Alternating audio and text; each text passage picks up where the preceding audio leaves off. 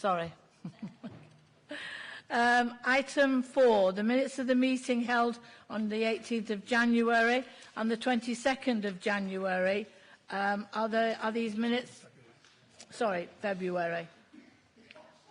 18th and the 22nd of February. Are they approved as a correct record? Thank you. Item 5, receipts of petitions or communications. Do we have any petitions to receive? No, thank you very much.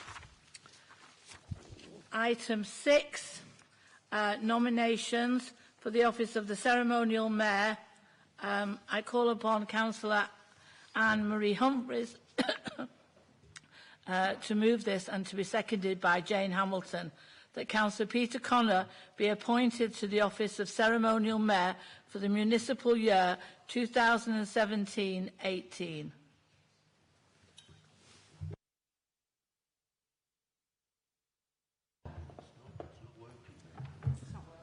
Yeah, there's one here. Try that one. It gives me great pleasure to propose Councillor Peter Connor for the Ceremonial Mayor for the municipal year 17-18. He's served this council for many years with dedication and hard work and good spirit and the Kersal community.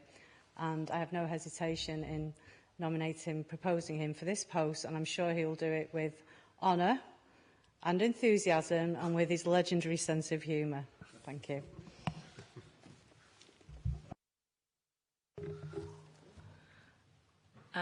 Councillor Hamilton. I'm delighted also to nominate and second Anne-Marie's nomination for Councillor Peter Connor. And I hope we can all follow in his footsteps of the way he's been throughout his working life. What a genuine man, and I'm delighted. Thanks very much. Thank you, Councillor Hamilton.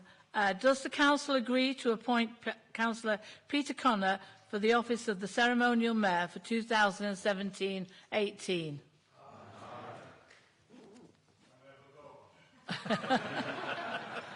No, you can't. No. Councillor Connor, congratulations. Item 7, it's the nomination for the office of the Deputy Ceremonial Mayor for 2017-2018. Can I call upon Councillor Jim King, as Councillor Wilson is unable to be at Council today, and that's going to be seconded by Stephen Hesling, that Councillor Ronnie Wilson be appointed to the office of Deputy Ceremonial Mayor for the municipal year 2017-18. Councillor King. Thank you, Chair. Fellow members, it does indeed give me very great pleasure indeed to nominate or to propose that Councillor Ronnie Wilson be appointed to the office of Deputy Ceremonial Mayor for the municipal year of 2017-18. And as a fellow cooperator, I'm sure he'll be very fine and proud representative of this city during his Deputy Ceremonial year, and of course, hopefully, for follow-on for the Mayor, Ceremonial Mayor thereafter. I have great pleasure in nominating my fine friend, Councillor Ronnie Wilson.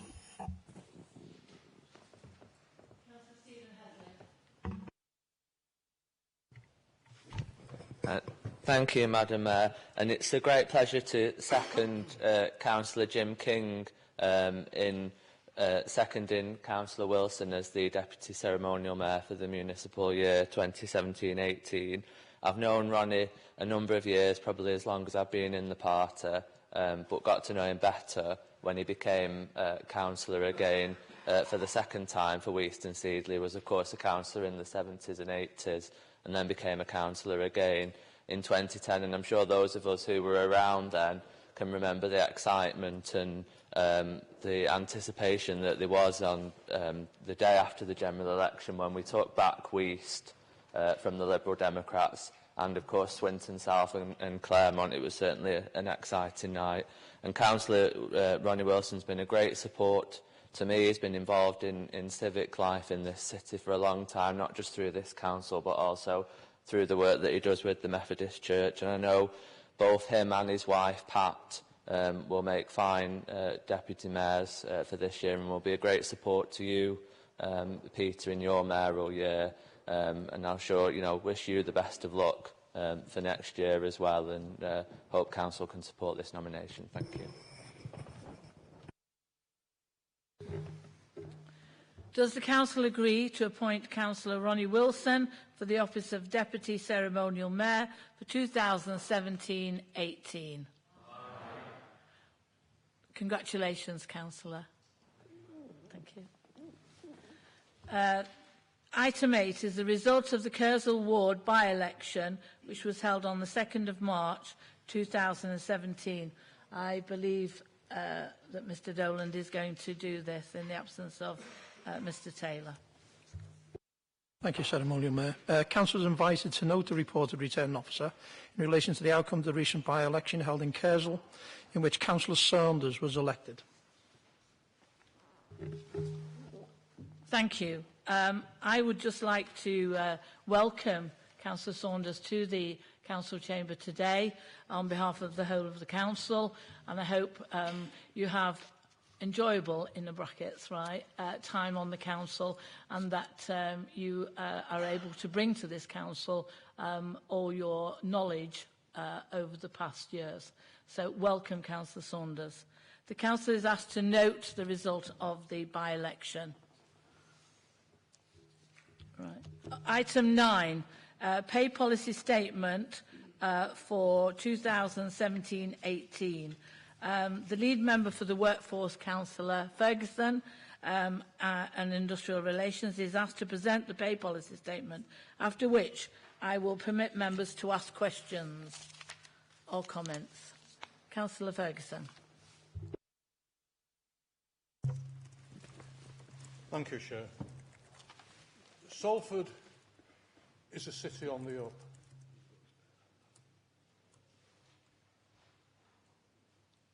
Employment has risen by 8.3% since 2011. We're often told how good employment is in the city.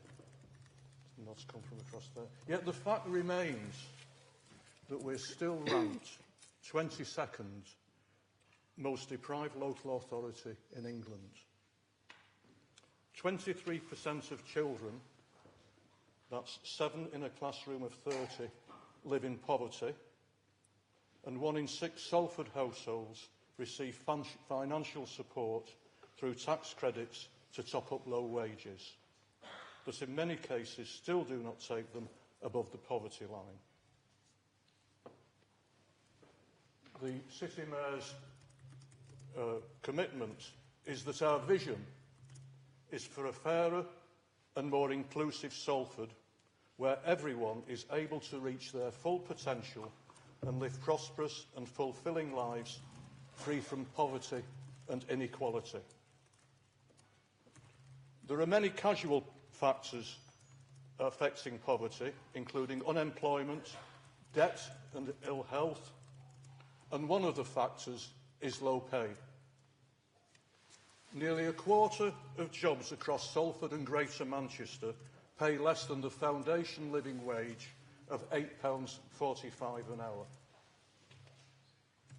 In 2016, the average household income in Salford was nearly a quarter lower than the UK average. The City Council's pay policy statement sets out a positive contribution to help address this. The City Council is one of the largest employers in the city, and 60% of our employees are residents in the city. This means that what we pay has a direct impact on the economy of the city by being a responsible and an exemplar employer paying a fair wage. Looking back, it's interesting to see how times have changed. One of my Facebook friends posted on Facebook an excerpt from BBC Question Time in March 1992. And one of the audience had asked a question regarding the minimum wage. And just to quote as an example the attitudes that exist back in 1992. Michael Howard, who was then the Employment Secretary, said, "Every independent expert who has looked at the minimum wage has come to the conclusion that it would destroy large numbers of jobs. The ridiculous thing about it is that it wouldn't even help the people it's designed to help." Another member of the panel was Ming Campbell, who was to become the leader of the Liberal Democrats. And the problem of taking notes is that your pages stick together, don't they? Ming Campbell said, "I believe it has its origin in the desire of the Labour Party to try and offer something to the trade unions. One way you will not assist the low-paid is by creating a minimum wage, because the consequences for the rest of the workforce will far outweigh any benefit which might accrue from the minimum wage proposal." That was 25 years ago, and I'm pleased to see that attitudes have changed, and I think on both sides of this chamber we have support for a minimum wage. Since 2013, the City Council has implemented the foundation living wage, and this will be uplifted in April 2017 to the new rate of £8.45 an hour. And this will ensure that those in the lowest pay bands receive a salary that enables our employees to meet the basic cost of living. Acting as an exemplar employer, we use our influence as civic leaders to encourage other organisations to do the same thing through our commissioning arrangements and through the Employment Standards Charter, which sets out minimum employment standards, including the minimum wage. And some of the organisations that are doing that within the city are Aspire, City West Housing Trust, the Greater Manchester Mental Health Trust, Salford CVS, Salix Homes, and the University of Salford are just some of the employers within our city who pay the foundation living wage. I'd add that last year, when I went to the launch of Living Wage Week in Manchester, I was pleased to see that IKEA were rewarded as the employer of the year, Living Employer of the Year. And I was also interested to read the other week that Aldi are paying their staff the living wage. And when I went up to the Fed a couple of weeks ago, the chief executive there was pleased to tell me as well that the Fed are also paying the living wage. The City Council undertakes an annual equal pay audit comparing the pay of those employees in protected groups who are doing equal work for the authority. And based on the current analysis, there are no statistically significant pay gaps for any of the protected groups. The pay policy statement includes information relating to pay ratios within the City Council, examining the gap between the highest and lowest paid. Once the annual pay award, the new foundation living wage, are applied in April next month, the gap between highest and lowest paid will decrease and remains a very positive story when compared with our AGMA comparators. Compared to the other 8 authorities for whom we have 2017-18 data, Salford has the second smallest ratio between highest and lowest paid and highest to median pay. I'd commend the report to the Council.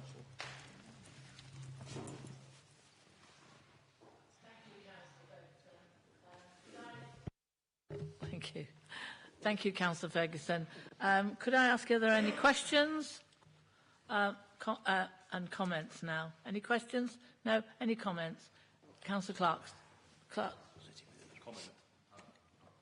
Sorry, you want to comment or a question? Right. Councillor Clarkson and then the City Mayor. Thank you, Madam Chairman.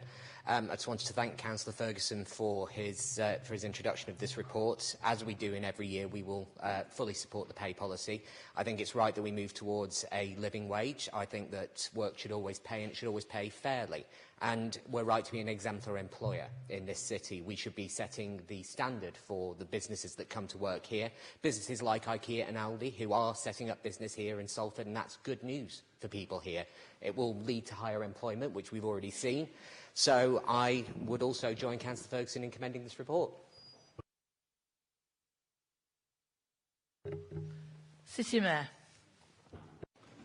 Yeah, can I congratulate Councillor Ferguson on presenting the report? Obviously, this is something which is dear to my heart, having had the portfolio that Councillor Ferguson holds for the last 4 years. Employment standards and decent pay is absolutely critical if we are really serious about tackling poverty within the 21st century.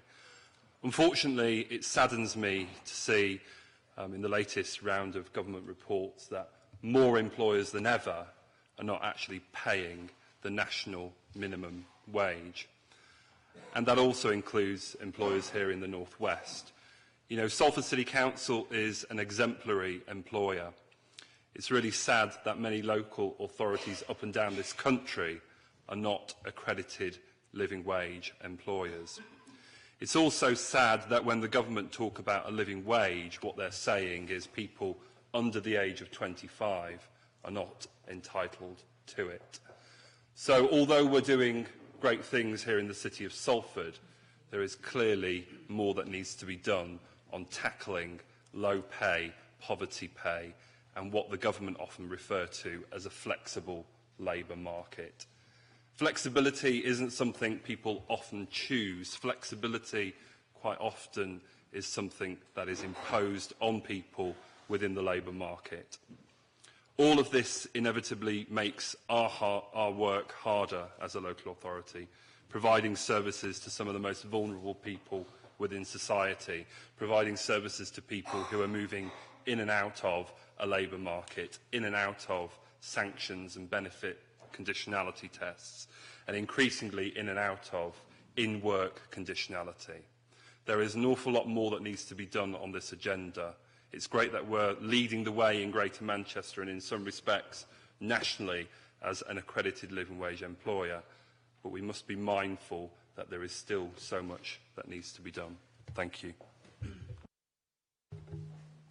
Councillor Hines. Thank you, Madam Chair. Just following on from Councillor Ferguson and the City Mayor, it's absolutely crucial, and I'm proud to be part of a city that was in the vanguard of bringing in a working proper wage in that sense, and we're still ahead of what George Osborne came with his living wage. The problem, though, is that minimum wages are minimum. And quite frankly, there's over 6 million people in this country at the moment not even getting the Osborne minimum wage.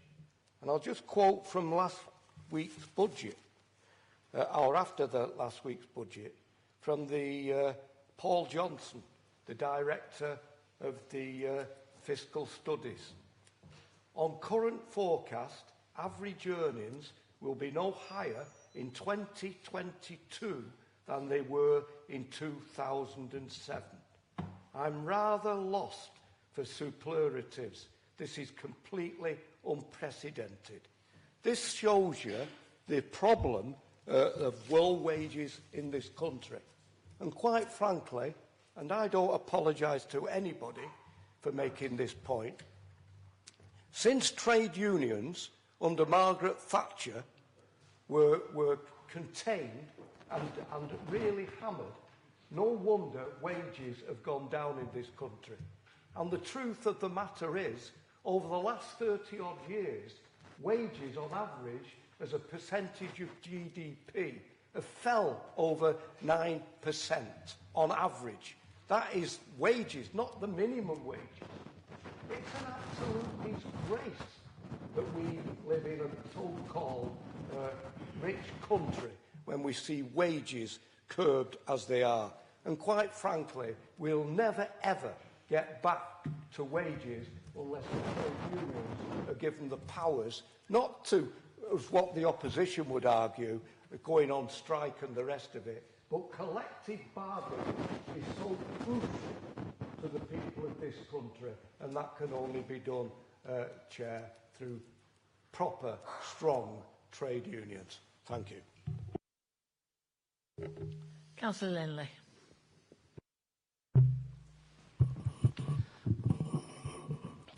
Thank you, Madam Chair. I always wonder when I come to council meeting, I think it's just as well this isn't an episode of just a minute, because there's an awful lot of repetition and deviation coming from some of the Labour members. And I think we're getting away from the point of this policy, which actually Councillor Ferguson did touch on very well before he expanded somewhat. And that is that it is really important that this council is a local anchor, to use the parlance that's doing the rounds as part of devolution, to set an example, to understand and appreciate that the contracts that we give as a council, that the wages that we pay, that the work that we do with other organisations, with other local authorities, with Greater Manchester, actually has an added value to our economy, that the money that we pay our employees as a council goes back into this city, whether it's the local business across the street selling sandwiches, whether it's the shops in Salford Shopping City or in our town centres. And that's really important. I think that's at the heart of what this pay policy is about and what it should be about. And that's why, as an opposition group, we're absolutely happy and delighted to support it. Thank you, Madam Chair.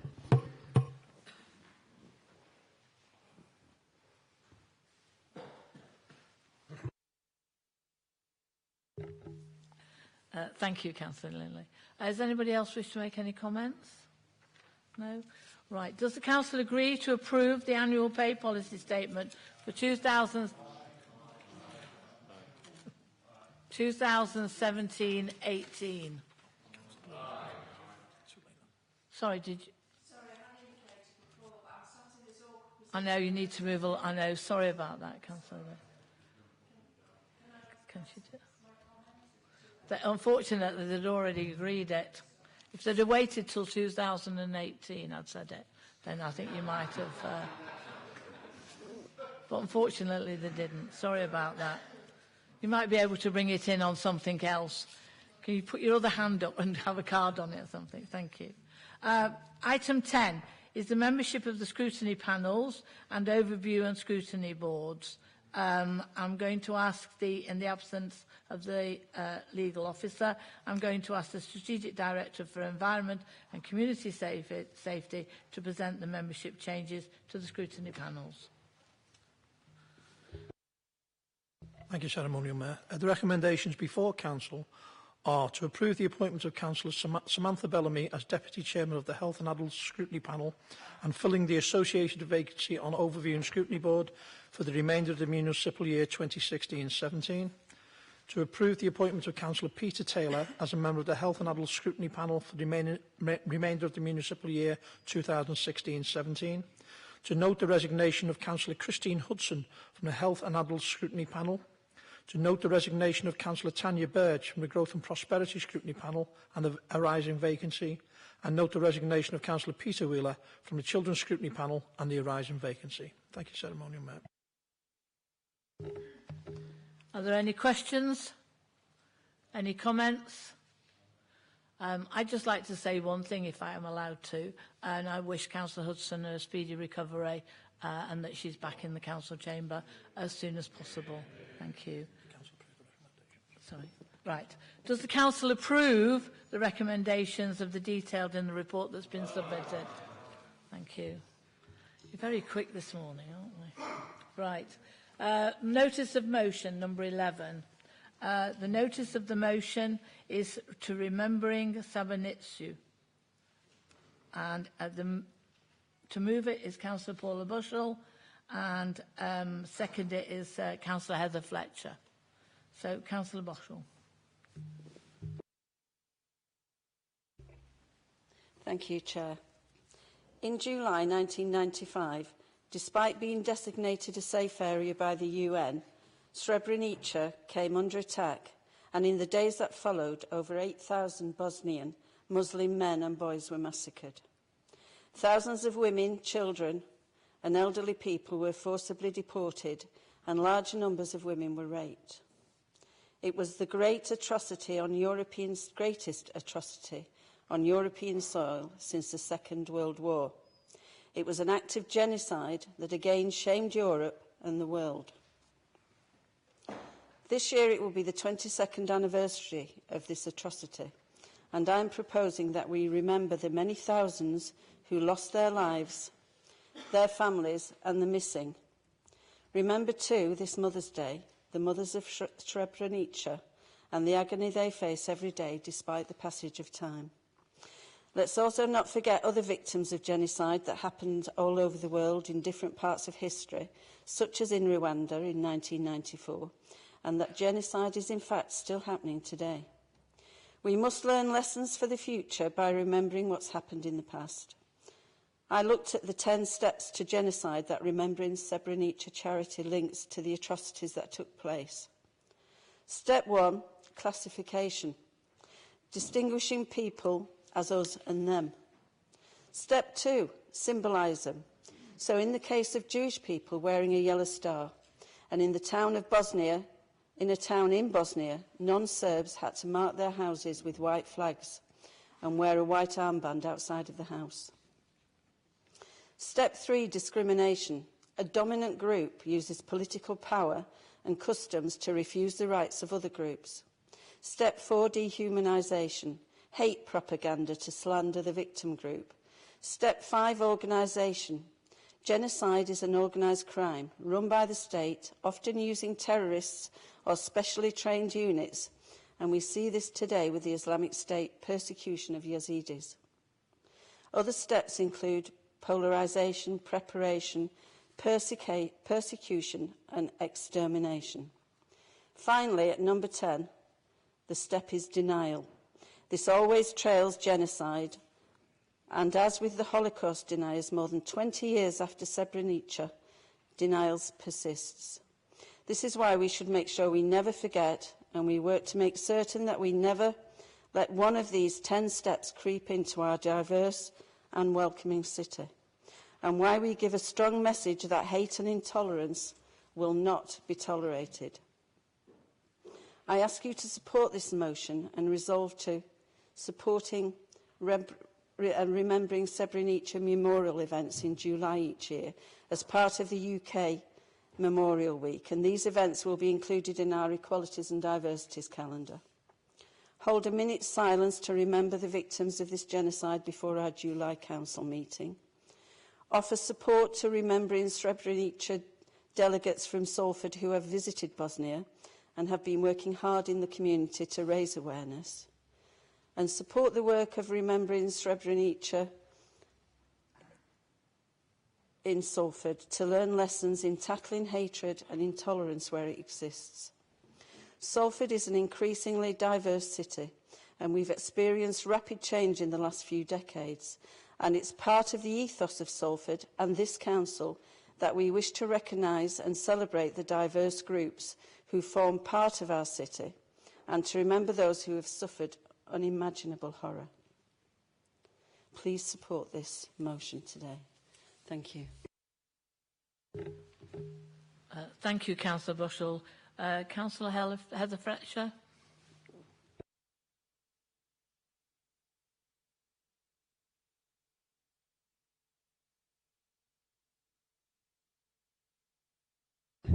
Is that? Yeah.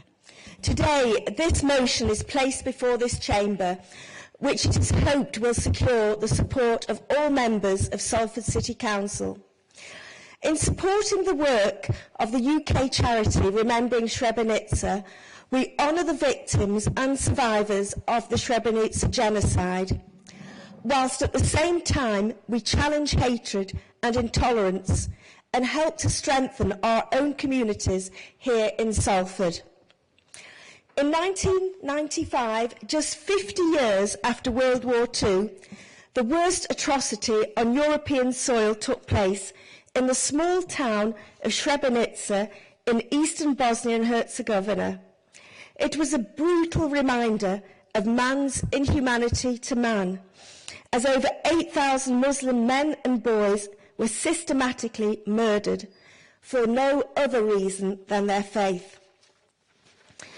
What seems so unbelievable is the fact that before the Bosnian War commenced in 1991, Roman Catholic Bosnian Croats, Serb Orthodox Bosnian Serbs, Bosnian Muslims, and indeed Bosnian Jews all mixed socially, worked with each other, often intermarried, and lived very peacefully together in this diverse country. However, this was all destroyed when an inhuman plan was hatched to ethnically cleanse an entire people in the small country of Bosnia. Based on an ideology of hatred, the Republika Srpska army successfully co-opted civilians through a carefully planned process of dehumanizing Bosnian Muslims.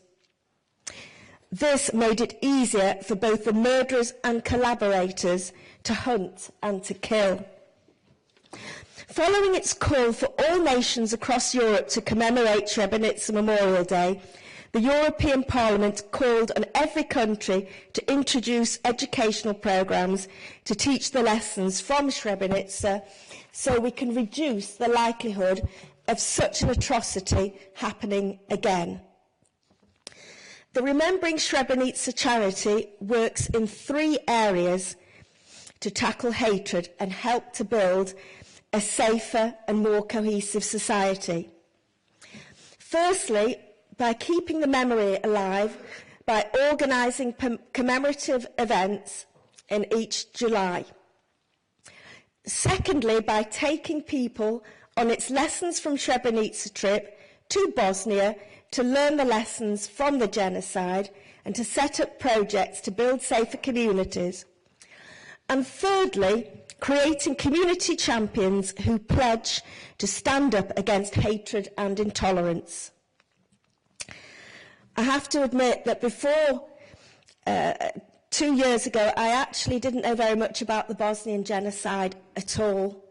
In fact, the only reference that had been made to Bosnian genocide in my life was when a Bosnian footballer came to play for my football team. And then I delved into it and found out all about Srebrenica. I became extremely interested in this topic, and I went on the Remembering Srebrenica trip to Bosnia just 40 months ago. I'm also a community champion for Remembering Srebrenica. This trip was a life-changing experience for me, especially seeing the vast Potikari cemetery. Over 6,500 of the murdered Muslim men are buried. However, unfortunately, many of the bodies are still missing as the perpetrators try to hide their crimes, as they buried the bodies in secondary and tertiary graves to hide what they had done. The main lesson that I learnt from this trip was how quickly and how easily an integrated society can become a disintegrated one if hate and tolerance are not challenged robustly at the outset. We said at the end of the war that this should never happen again. Unfortunately, it did. But this time, every person individually has a responsibility to make sure that no horrors like this really do ever happen again. And particularly, as Councillor Boschel has said, we have a diverse and tolerant city here in Salford. So finally, I commend the work of Remembering Srebrenica to create a better society through the elimination of hatred. I second the motion, and I do hope that it is adopted in full today. Thank you.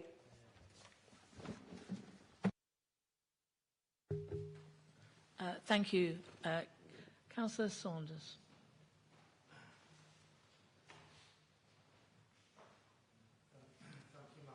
need to... Sorry. I've been asked to respond on behalf of the Conservative group. Firstly, as I think you know, Madam Chair, there are certain things I would like to take the opportunity of saying at the earliest opportunity, but I don't think this is the appropriate time, so we'll leave that for another time, other than to thank you for your welcome to me earlier, Madam Chair. The reason that I've been chosen by the opposition group is because of my involvement over many years in commemorations for the Srebrenica massacre in my capacity as a rabbi. Indeed, I have here the book, which I think one or two of the others have, Councillor Fletcher and so on, the Remembering Srebrenica book put out by their charity. I have taken part in commemorations, particularly at our local mosque. I've even addressed the commemorative events as well. There is a part in this booklet which points out the similarity, of course, to the Holocaust. There is a picture which I've always felt bears an uncanny resemblance, tragic resemblance to a very famous picture at the liberation of Belsen, what happened when they found the people at the end when they were finally liberated. And it also says that it was Jewish people who first recognised the signs of what was going on and tried to get President Clinton, it says here, in the United Nations to intervene. What made it particularly tragic was that Srebrenica was actually designated a safe area under the United Nations, and sadly it didn't seem to to help in any way at all.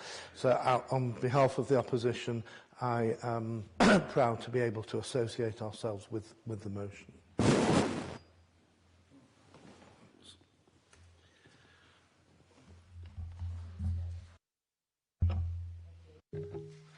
Thank you very much.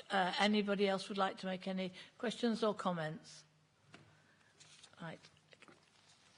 Sorry, Councillor. Oh, my mind's gone blank. Councillor Sharp, I'm awfully sorry. Thank you.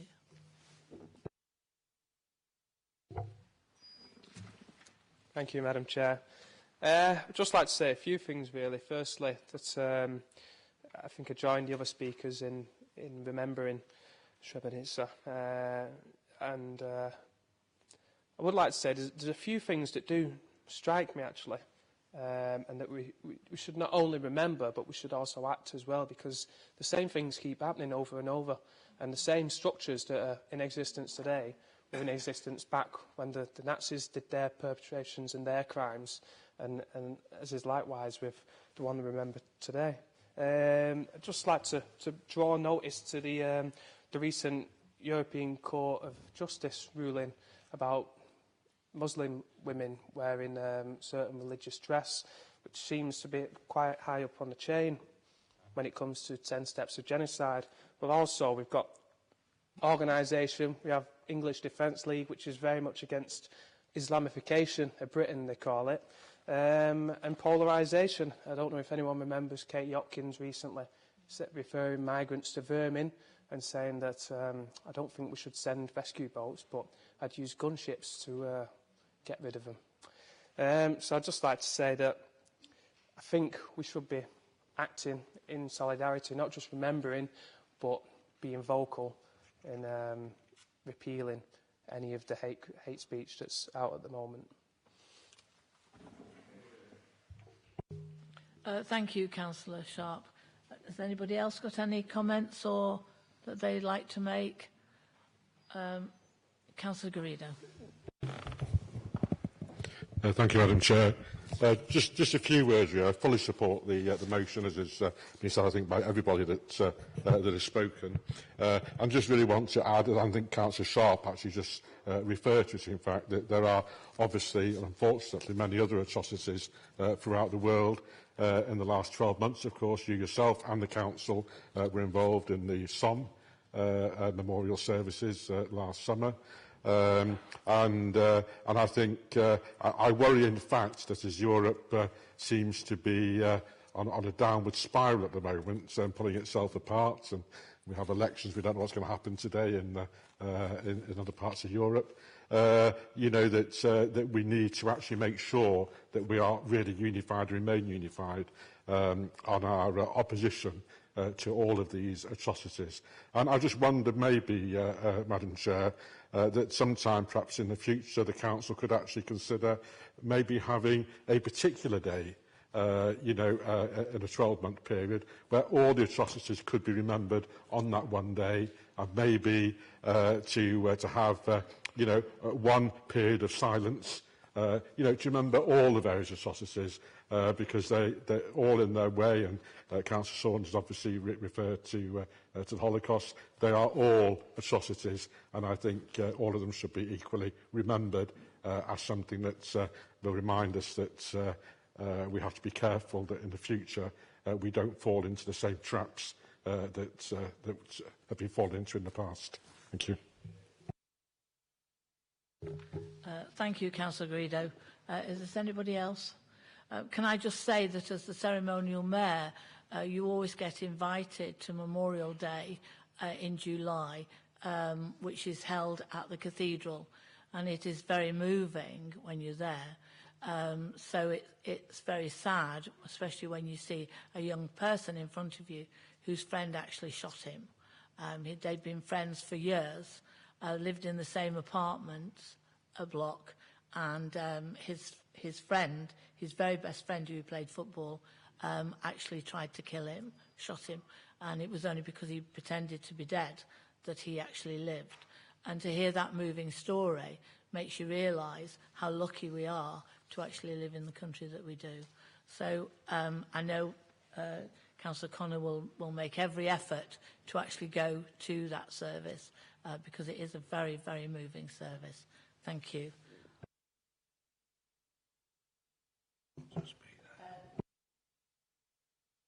Sorry. Councillor Boschel, would you like to reply?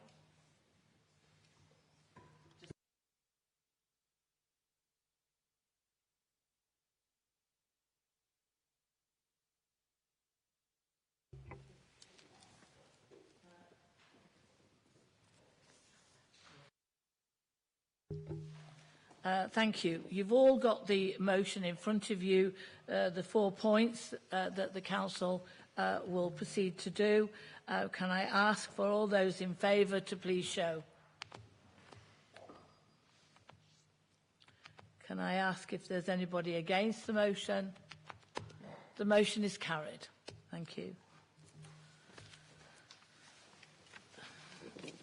Item 11B is the motion on the Northern Train Guard, Northern Rail Train Guard. And to move this, it's Councillor Roger Jones, and that will be seconded by Councillor Barry Warner.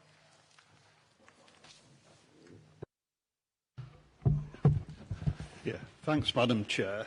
In moving this motion, I hope it's worded in a way that makes it clear what we're trying to do. We're not trying to enter into negotiations on this matter, but we want to actually express an opinion. And the opinion is fairly clear. We think we need a train guard on most of the trains in this country.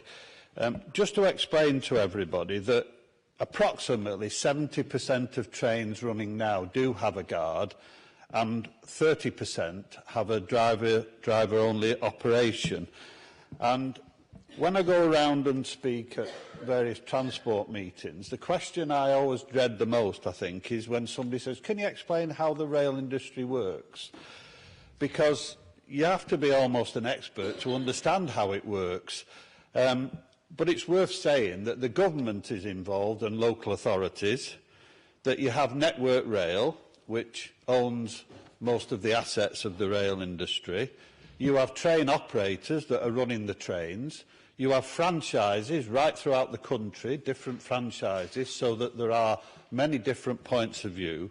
And then finally, you have what we call ROSCOs, or, let me get it right, rolling stock operating companies. And when the public say, what are they? I say, well, they're the people who actually own the trains. They're like banks, only instead of money, they deal with trains.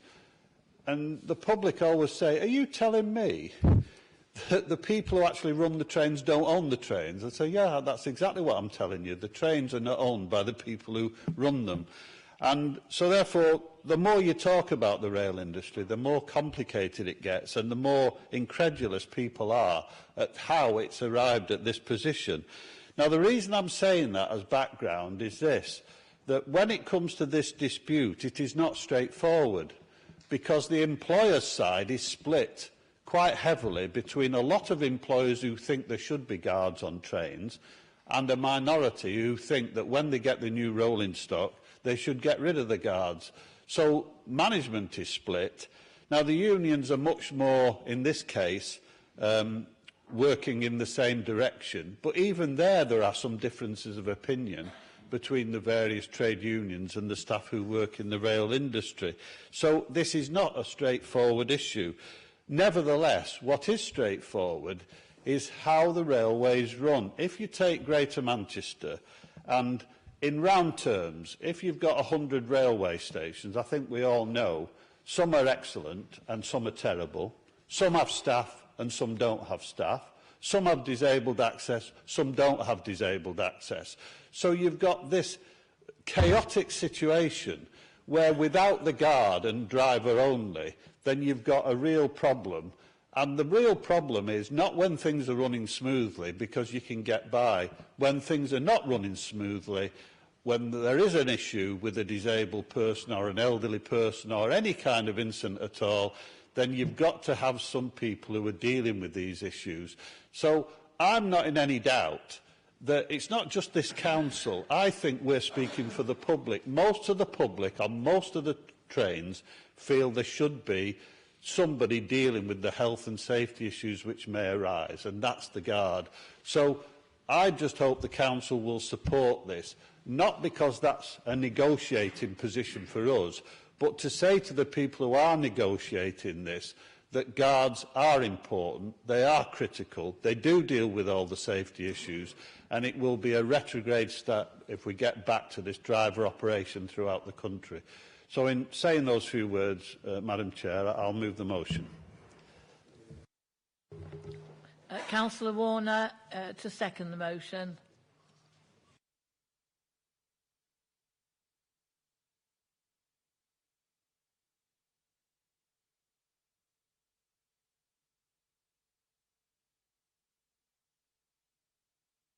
On safety, health and safety things within that factory where our lads worked on. Sometimes they listened and sometimes they didn't. On this occasion, it seems that they didn't. But what it's caused now, it's caused a strike which needn't have been a strike. They could have done what TransPennine did and ScotRail. They held back until they get new trains coming in. On this Northern Line, they've got very old trains. And when you talk about a guard, I got in a taxi this morning, and funny enough, this lad didn't know where I was going, only I was coming here to the Civic, the driver, but he mentioned it about guards on trains. So like Roger said, everybody thinks that guards should be on trains, the guards, for different reasons. Some people think that guards just go around and collect the tickets and make sure people's paid on the trains. That's not true. A guard on the train, if there's anybody has an illness or an heart attack, he's trained, I think, to deal with that, or at least he's got health and safety measures with him and he's got first aid qualifications. So he sees to that on that train. I think it's very unfair to ask a driver to try and manage all that train. If somebody's on the carriages, it's not like buses when they took conductors off. You can manage on a bus, although all hell let loose when they took the conductors off. But you can manage on a bus, and you probably can manage on Metrolink in some instances. But on a train, it's different. That guard sees that all the disabled people get on safely on that train, and all the disabled people get off. But not only just the disabled people, elderly people have a problem with trains, and they get confused, are they on the right train? And they ask the guard, is this train going to Blackpool or Southport or wherever they're going? And he instructs them, yes it is. And I think that if a bit of sensibility, like I've said, this strike needn't have happened. I've been on strikes before, and nobody wants to strike. I certainly didn't as a shop steward, and Billy Hines will tell you that. We didn't want strikes, but sometimes managements, they force you into it because it's so important to get your message across, especially on health and safety issues, and they don't listen to you. It does get you a bit aerated. It really does. And I've done it many a time, I'll tell you I have. I've nearly walked out, but I had 5 children, so I had to work. And every morning I used to go into work, they were ready for sacking me. I'd be sacked at 2 o'clock when my shift finished. But I still carried on, and I still supported them men all the way through, and I was still held my job. But I hope they do see sense and do what the right thing, because I think they'll have consequences off this. I've seen accidents where health and safety is not what it should be, and this will be somewhat similar. So I do second the motion, Roger, and let's see if we can get somewhere. Thank you. Thank you, Councillor Warner. Councillor Lindley.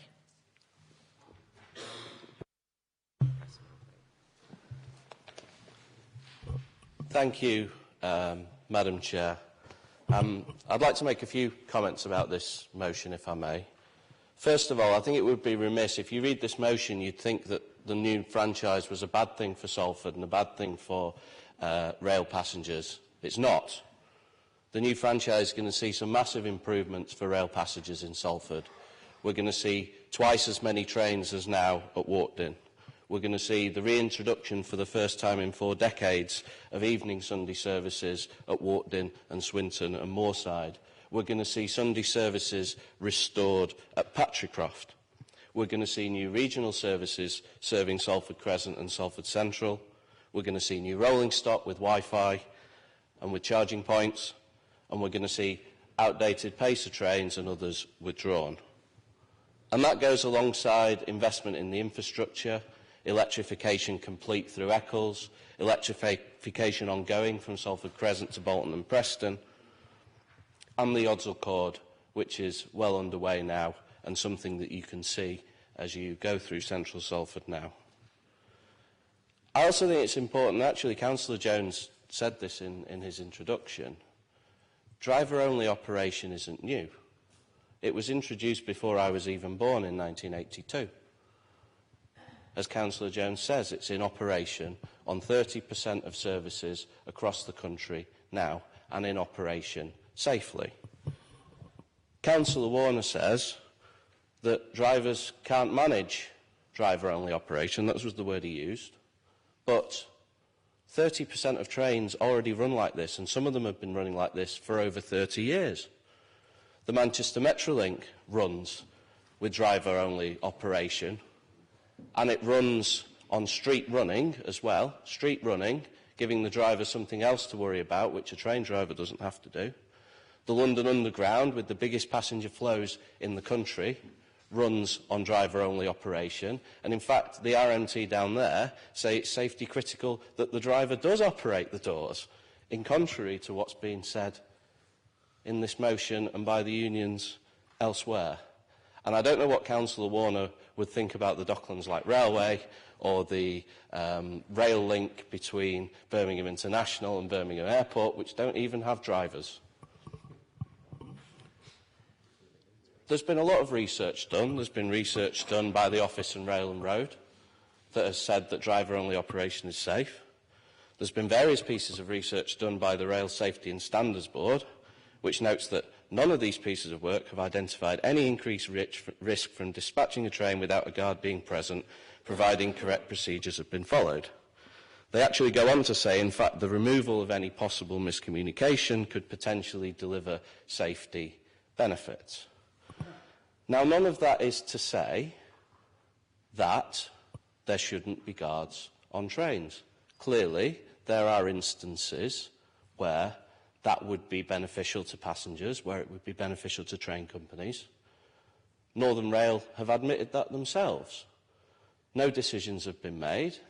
They've committed, as have rail companies across the country, to maintaining jobs, to protecting pay, even if the roles themselves change. And what we should do is allow the train companies and the unions to get on with their negotiations with no damaging strikes. And let's be clear, the strike on Monday cost the Greater Manchester economy hundreds of thousands of pounds, inconvenienced tens of thousands of commuters, whether they were on the train or not. It was a bad thing for Greater Manchester, a bad thing for the economy, a bad thing for the people of Salford. So we shouldn't pander to the RMT. We should have a discussion today that's in the interests of rail commuters, that's in the interests of our city, and we should look to encourage the RMT and Northern Rail back around the table and find a solution that works for them. And I think it would send out a very damaging message if we said in this chamber that actually 30% of rail services that have been running for 35 years aren't safe, that the Manchester Metrolink isn't safe, that the Docklands Light Railway and the London Underground aren't safe. And that is what Councillor Warner said in his speech today. That is exactly what Councillor Warner said, and I couldn't disagree with him more. It's deeply damaging. So, Madam Chair, can I move an amendment to the motion? I'd like to move an amendment to read as follows, and I have some copies which I will circulate. This Council welcomes the improvements for rail passengers in Salford contained within the new Northern Rail franchise. The new franchise will see 4 trains an hour along the walked-in line, a doubling of the existing service. Evening Sunday services will be restored to walked-in Swinton and Moorside, and a Sunday service restored to Patrickcroft Station. New regional services will be introduced and rolling stock modernised, with Wi-Fi and charging points introduced and outdated pacer trains withdrawn. This Council further welcomes the significant investment since 2010 in Greater Manchester's rail infrastructure, including the Odsal Cord and electrification through Salford Crescent and along the Eccles Line. This Council notes various research conducted by the Rail Safety and Standards Board, which notes that none of these pieces of work has identified any increased risk from dispatching a train without a guard being present, providing correct procedures have been followed. It further notes similar findings conducted by the Office of Rail and Road. This Council is concerned about the impact of unnecessary industrial action on rail commuters and the damage that such action causes to the Greater Manchester economy. This Council does not support any further industrial action and encourages a constructive agreement in the interests of rail employees and passengers. This Council calls on Rail North, Transport for Greater Manchester and the Government to work together to build on the improvements promised in the new franchise by investing further in rail travel in Greater Manchester, including further electrification on the lines through Walkden and Earlham. Thank you, Madam Chair. It's got to be seconded.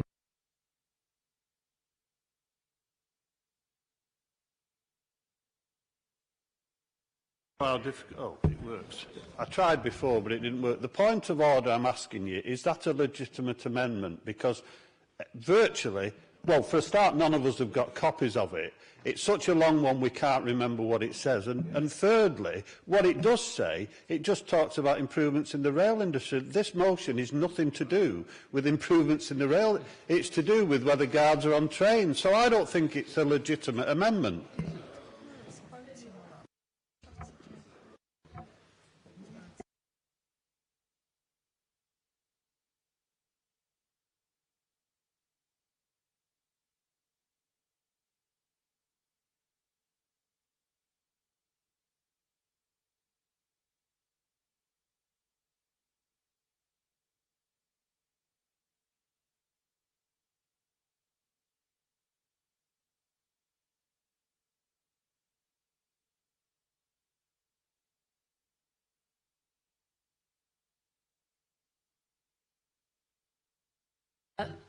Councillor Linley, could you just sit down a moment, please? Is there a seconder for the motion? just a minute. Just an amendment. The amendment, sorry, for the amendment. Thank you. Right. Thank you very much. With that in mind, I would like every member in this council chamber to have a copy of the amendment. And I'm going to ask that we adjourn for 5 minutes for everybody to see the amendment. That's the advice I've been given. And then we will come... Sorry. Councillor Balkine, just to... Sorry. Surely an amendment is you take the actual proposition and then you amend part of it. This is not an amendment, this is actually a new motion, and therefore surely this motion should be brought to another meeting at another time. The reason I've asked, right, for us to... I haven't seen the amendment, and I'm chairing this meeting. I have not seen the amendment at the moment, and neither has anybody else. So what I was meaning was, if we could see the amendment, I will take legal advice. I can't do any more. I'm a layperson. I will ask the officers to have a look at the amendment, and then I will come back into the chamber and we will see whether we are going to continue with this. At the moment, I'm in the dark because I haven't seen the amendment. Thank you. So can copies be made of the amendment, and can every member have one, including Councillor Jones? I'll come back at 1:45.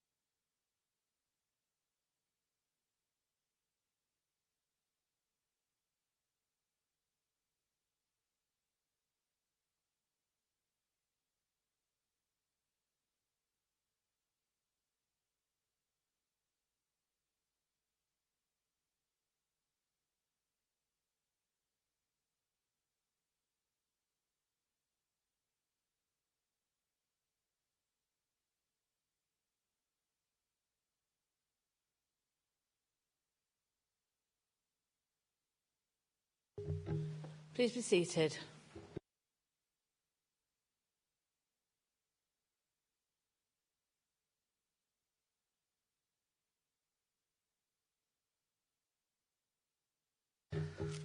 Sorry it took longer than I said, quarter of an hour longer. I'm very sorry about that.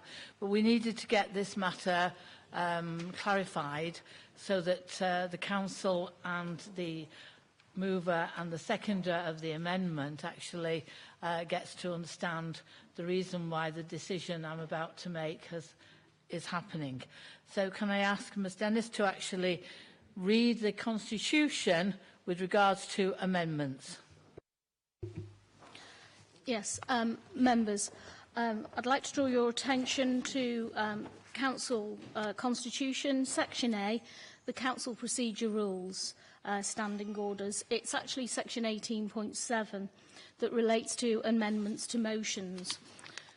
It states, an amendment to a motion must be relevant to the motion and will either be, 1, to refer to the matter to an appropriate body or an individual for consideration or reconsideration. 2, leave out words. 3, leave out words and insert or add others. Or 4, to insert or add words. As long as the effect of items 3 to 4, which is leaving out words, leave out words or assert others or add words, is not to negate the motion. Thank you. I hope everybody has understood that. And with that guidance that I have been given as the ceremonial mayor and chair of this meeting, I am not allowing the amendment. Yes. So we are now returning to the substantive motion. So can I call Councillor Heslings to speak? Right, thank you, Madam Mayor. And I'm speaking on this motion not just as a councillor, but also as somebody who regularly uses Northern Rail. You know, and clearly, you know, well, we absolutely, on this side of the chamber, support the investment that's going in to the service. My view as somebody who's used Northern Rail is actually one of the most poor services in the country at the moment. I think, you know, we've got old trains, pacer trains that have been there, you know, decades. We are getting electrification now. You know, we need more carriages. But actually, you know, Northern have got a monopoly, more or less, in Salford because they're the only train company that people can use. And at the very time when we are getting the investment that we need, the electrification, new trains, you know, they've chosen this as the time when they want to cause an unnecessary dispute with guards, when they've already done, you know, the RMT have done a deal with TransPennine and with the other train companies that Councillor Jones read out. And actually the investment and this dispute are not mutually exclusive. You know, we can have one and the other, as both, you know, councillors who propose this motion have said. You know, the guards on the service do provide a very valuable service. They do, as Councillor Jones said, you know, a number of the stations don't have ticket staff, you know, and they're selling tickets on the trains. But more importantly than that, it is about safety.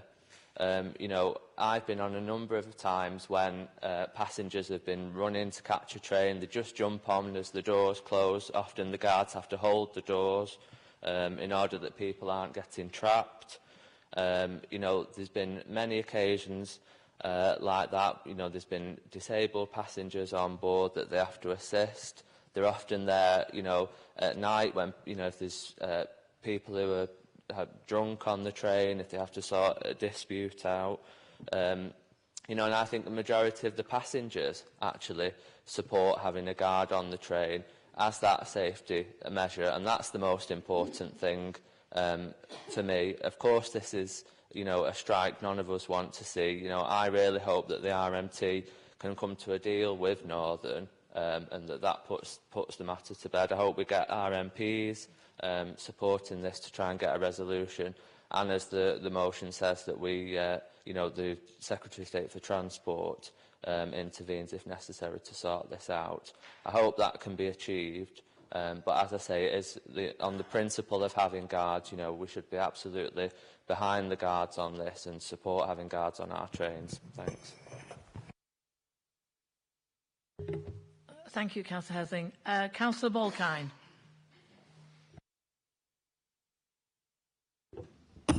Thank you, Madam Mayor. In supporting this motion, I think I'm not actually speaking here as a councillor, I'm speaking as a member of the general public. I travel quite a lot these days on trains, backwards and forwards, especially from London, where my son, his wife and my granddaughter live. But also as well, I've travelled on occasions across the country from Manchester, say, through to York. And on one occasion, passing through Leeds, in the middle of nowhere, the train broke down. And the guard was absolutely second to none, the way he treated all the passengers, and he reassured us. And he did say at one stage it may well be that we might have to all get off the train because, on a health and safety basis. And I think the important thing is I would hate to be in a position where the driver is left on his own, awaiting communication from the advice that he has to get regarding the breakdown, and that the importance of the guard on that occasion is exceptionally important. Regarding, like, the Metrolink, the thing to bear in mind on the Metrolink and why there are single drivers, and if you actually check the reason why it was brought in, is there is actually no station that's more than a mile or a mile and a half from the next one, and therefore, and there is a fantastic communication system between the train driver and the communication centre.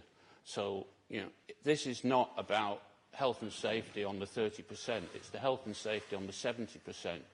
And the health and safety on the 70%, when you actually look at it, is a far more important thing to each and every one of us, to ensure that we feel safe on a train, and therefore I fully support the motion, and I would ask everyone else to do so as well.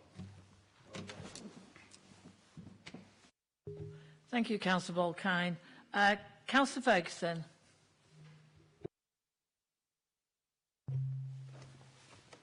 A number of people have made reference to Metrolink today and being just having a driver on Metrolink. I wanted just to relate an incident that I had on Metrolink. It was a year or two ago now, but it was a pretty crowded tram coming into Manchester, and there was a young lady there with two young children getting on the tram, and two young children get a bit boisterous. And the culmination of it was that she got on the tram.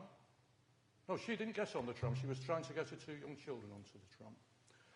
So she got the two young children onto the tram, and before she knew what had happened, the doors had closed. The tram moved off, leaving this young woman on the platform and two young children, 3- or 4-year-old children, on the tram. And panic ensued, both with the children, the other passengers on the tram who were trying to make contact with the driver, but you can't speak directly to the driver. And so it was chaos.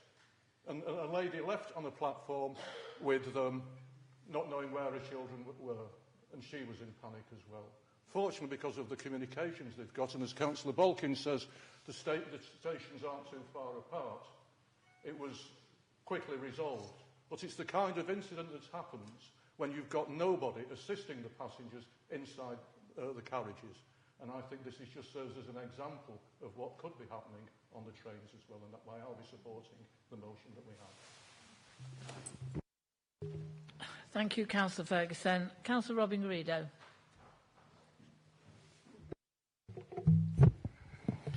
Thank you, Madam Chair. I have to stand to actually oppose the motion, and that's not because I've made any specific decision as to whether it is safe or not to remove the guards from the train. I'm not a technical person.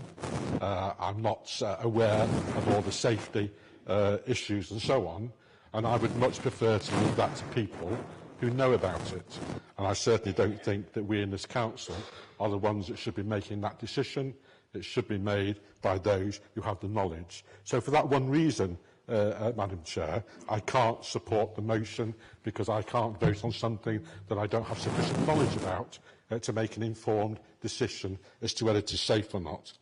I do know, in fact, because I've had experienced it myself, particularly on the trams, that if you're a bit late getting on and the doors start to close, they will then open again. I don't think it's beyond the technological experience of those that have that sort of knowledge to actually design doors that do actually, if blocked, actually reopen again, and obviously that prevents a train or tram or any other vehicle from moving off. No.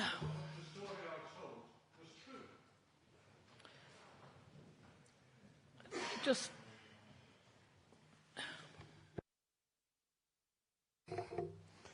I don't believe there's anything that I said there, Madam Mayor, that would constitute me calling anybody a liar, let alone Councillor Ferguson. I'm relaying a personal experience. I'm sure Councillor Ferguson has his own personal experiences. That's all I can rely on. The other thing that concerns me, in fact, and I would really ask the mover of the motion, Councillor Jones, when he winds up at the end, to actually express the Council's concern at the fact that it has been felt necessary to enter into industrial action, in order to progress this matter. I don't believe industrial action is in the best interest of anybody, particularly not in relation to this matter. I think, in fact, that we should have, and I would hope that the unions would have, some recognition of the fact that by having industrial action, it was referred to earlier by Councillor Lindley, you do actually affect the economy of this city and also of the country. And in a situation where we are trying to improve the economy, we don't require things like this to make it worse. I would much rather that the unions got round the table, and there was a very good part for the unions to play in this, got round the table with the unions, with their own technical, with the management, with their own technical experts, and discussed this and came up with a satisfactory solution. And once we know what the proper technical advice is, and I mean, I can only refer to, I think, in fact, there's been various pieces of research carried out by the Rail Safety and Standards Board, which notes that none of these pieces of work has identified any increased risk from dispatching a train without a guard being present, providing the correct procedures have been followed. And it further notes similar findings conducted by the Office of Rail and Road. Now, as a layperson, I'm entitled to rely on that sort of information, and I've not been able to find anything, in fact, that suggests that by not having a guard, the trains become unsafe. So I'll go back to what I said at the beginning. I believe this matter should be debated. I don't believe this council chamber is the place to debate it. I think the place to debate it is round the table with the safety experts, with the unions, and for the right decision to be made. But I cannot, in all honesty, support any motion which does not condemn any form of industrial action which has a detrimental effect on this city and in the country as a whole. Thank you. Thank you, Councillor Garrido. Councillor Michael Wheeler. Thank you, Chair. I'd just like to start by saying that I'm glad that the opposition's amendment or the faux amendment was seen as such and ruled out. I do believe that in trying to table it, we see some of the thought processes behind the opposition's opposition to this motion, and that does seem to be based not on what is written on the paper here, but on a blinkered, antagonistic attitude towards trade unions and working people. I could broaden out the debate and talk about the disparity of power in the employment relationship, the importance of trade unions, the importance of the fundamental right to strike, but that's not what we're debating here. That is not what is on the paper. If you look at what this motion is calling for, it calls for a negotiated settlement between the involved parties and an acknowledgement of the important role that guards have in providing safety for passengers. That is what we are debating. That is what this motion calls for, not anything broader than that, nothing ideological. Believe me, this motion does not call for the opposition to go against their grain. It does not call on them to give unblinkered support for trade unions, although I wish they would. And I personally think that considering what we are actually voting on, what this motion actually calls for, to oppose it would be embarrassing for anyone involved and perhaps betrays blind ideological fanaticism. Nothing more.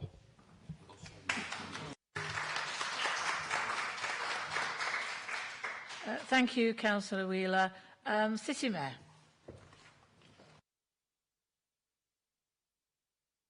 There we go. Yeah, obviously I'm speaking in favour of the motion today. I mean, when I heard the amendment being made talking about investment and improvements and 4 trains an hour on the Walkden line, evening Sundays restored to Walkden, Swinton, Moorside, Sunday service to Patrickcroft, Ordsall Cord, the electrification through Salford Crescent along the Eccles line, I thought, are we talking about the same motion here?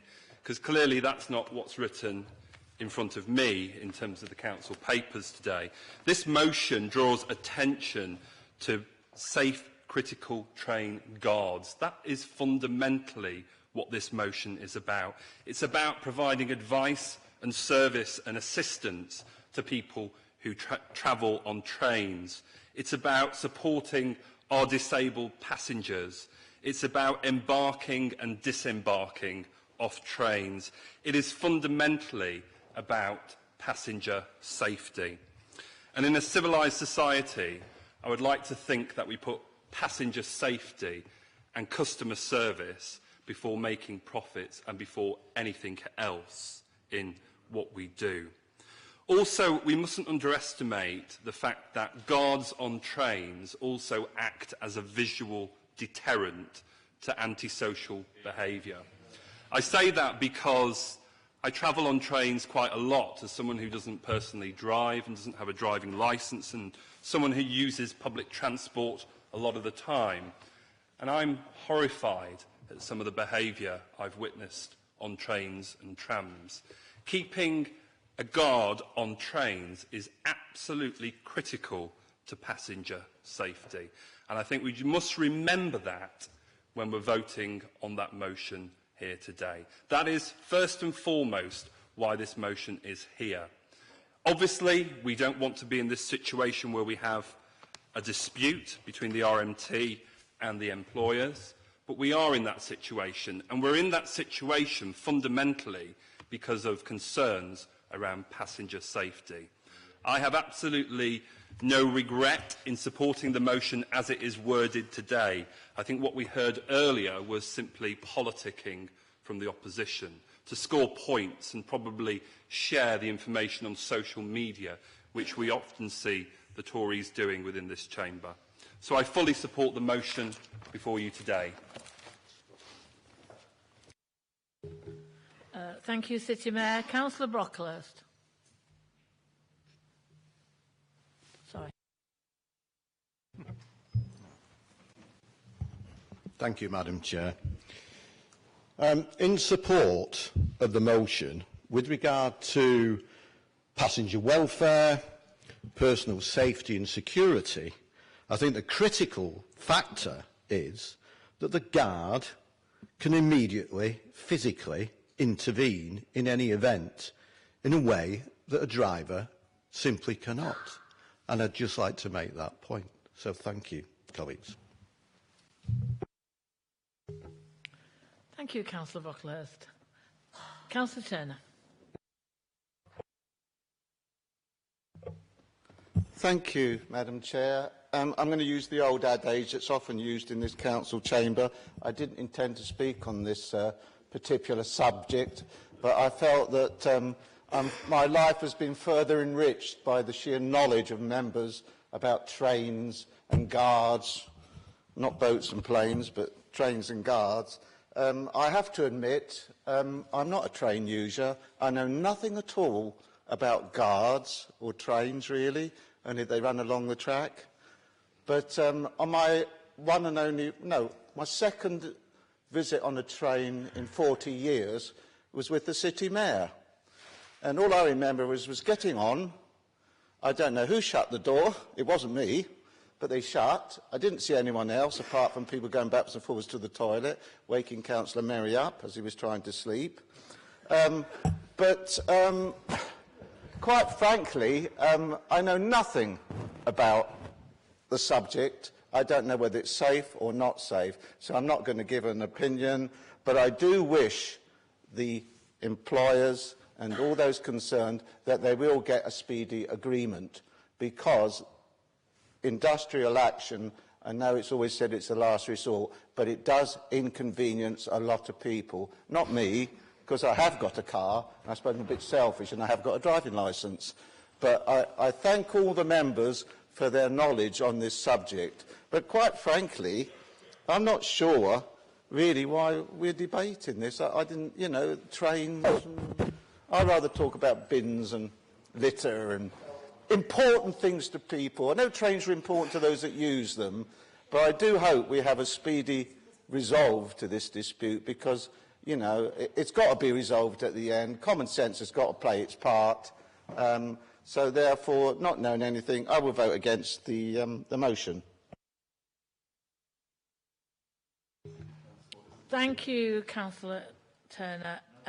Any other members wish to speak? No. Can we move now to the... sorry, Councillor Jones. I'm not trying to cut you out, but Councillor Jones. Thanks, Chair.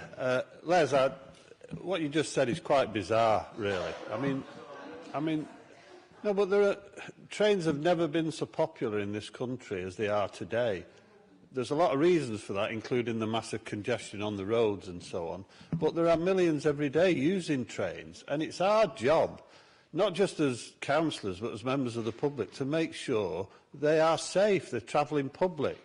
And most of us agree that if you've got a guard on the train, when any incidents happen, both on and off the train, then you're going to feel a lot safer than you do if there's just a driver-only situation. Councillor Robin Greedo, again, Robin, what you said was quite amazing. It was something, you know, I don't want to misquote you, but it was something along the lines, well, because I'm not an expert, really, I can't vote for this because I don't really... But, I mean, you might not be an economist, but it doesn't stop you talking about the economy of the country. You're not a teacher, it doesn't stop you talking about the schools. I mean, just to say, you know, that you can't express an opinion on this, but you'll vote against. And Councillor Ian Lindley, the trouble with you, Ian, is...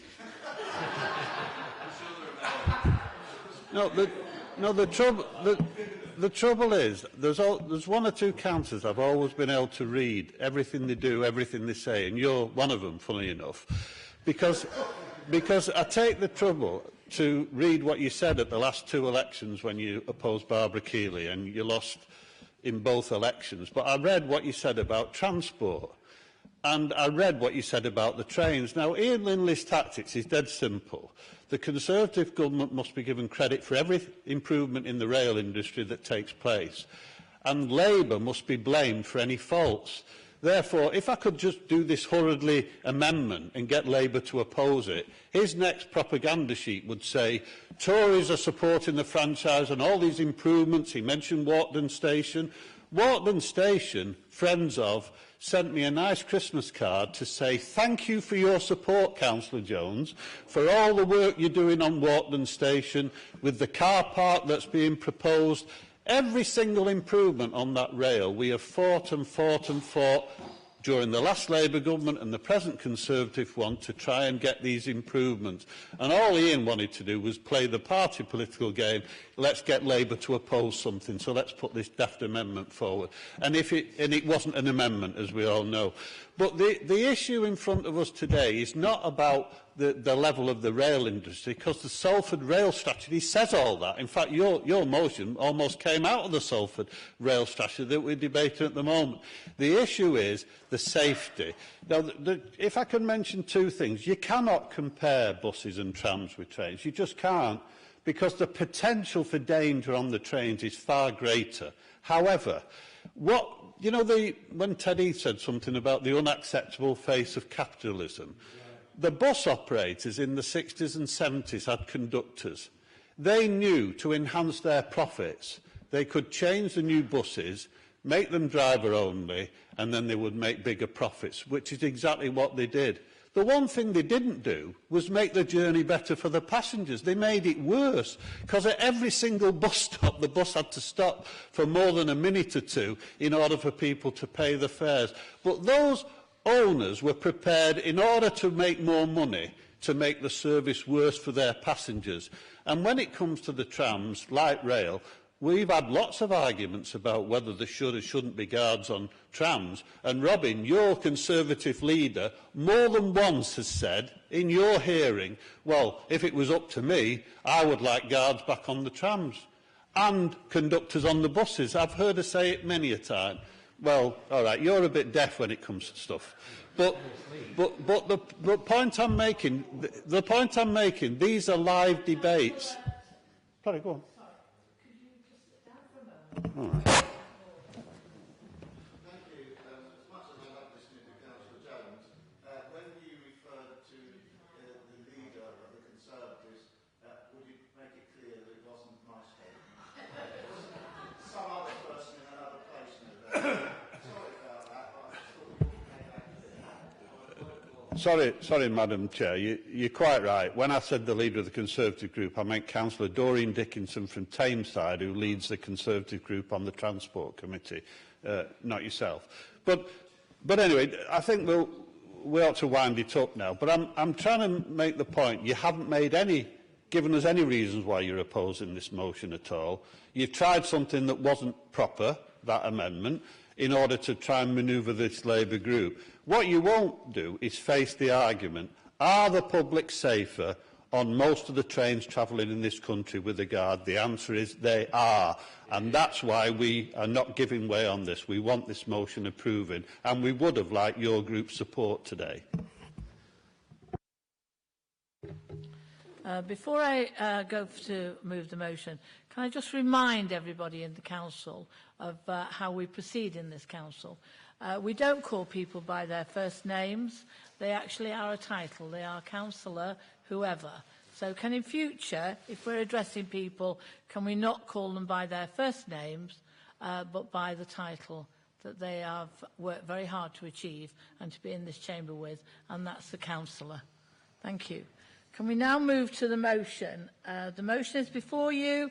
Can I ask all those in favour to please show? And those against to please show. Are there any abstentions? No. The motion is carried. Can we now, we're not going to have a break because you've had your break. So we're going to move on now to a statement by the City Mayor. After that, we will make comments or questions. Thank you. Thank you, Madam Chair, members of the Council. I'd like to begin by remembering a friend, colleague and comrade, Bernard Pennington. Bernard served the City of Salford as a Labour councillor for 53 years. Bernard has always been a personal inspiration of mine, tirelessly serving his community and the City of Salford, motivated by his Christian and socialist values and beliefs.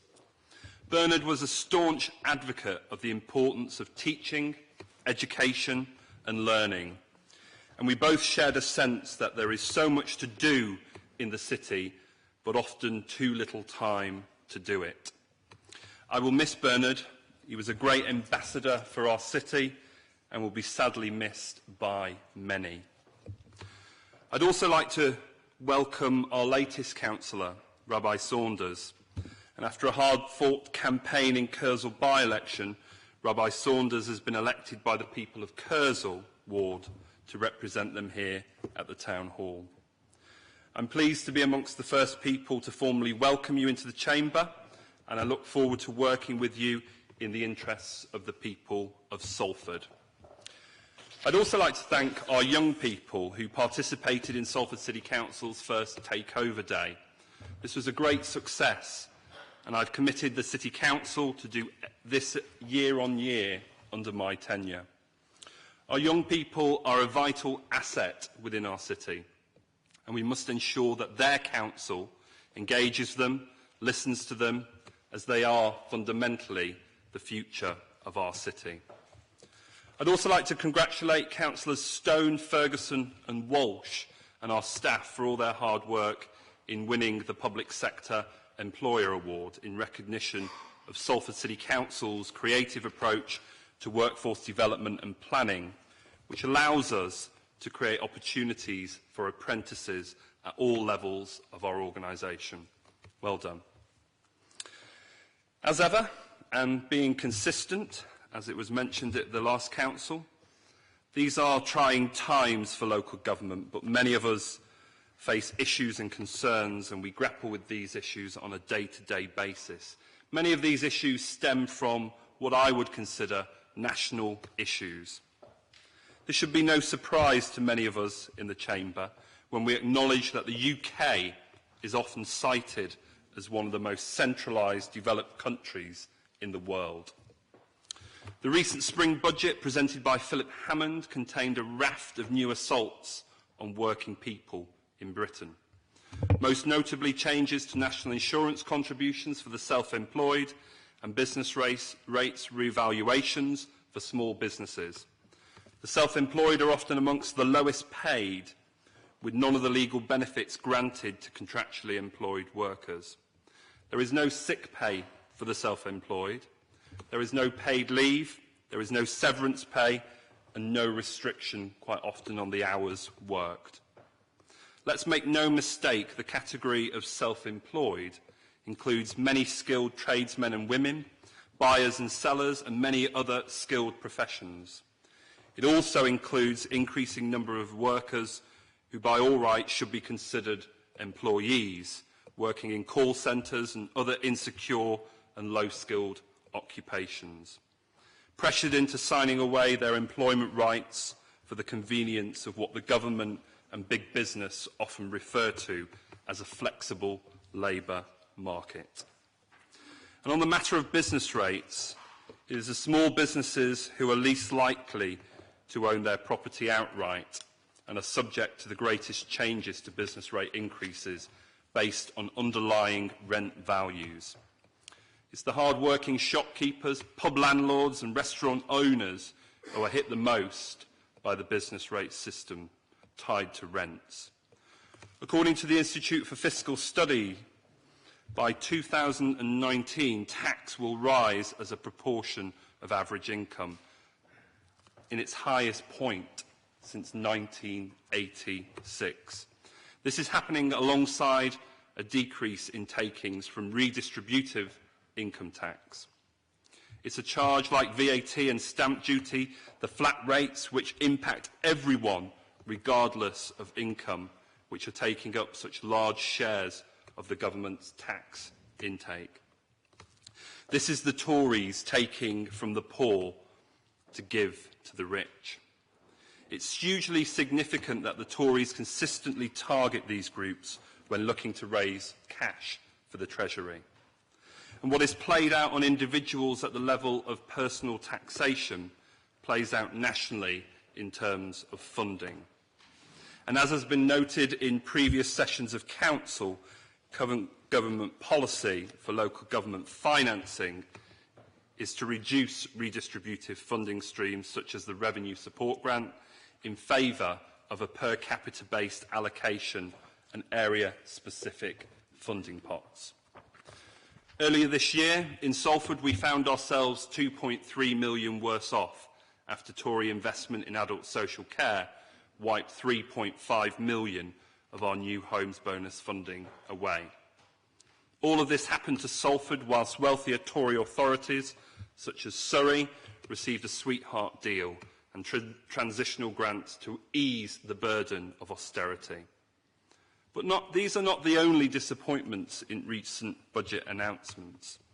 We've also seen the government row back on its commitment to affordable housing, even under its own unaffordable definitions.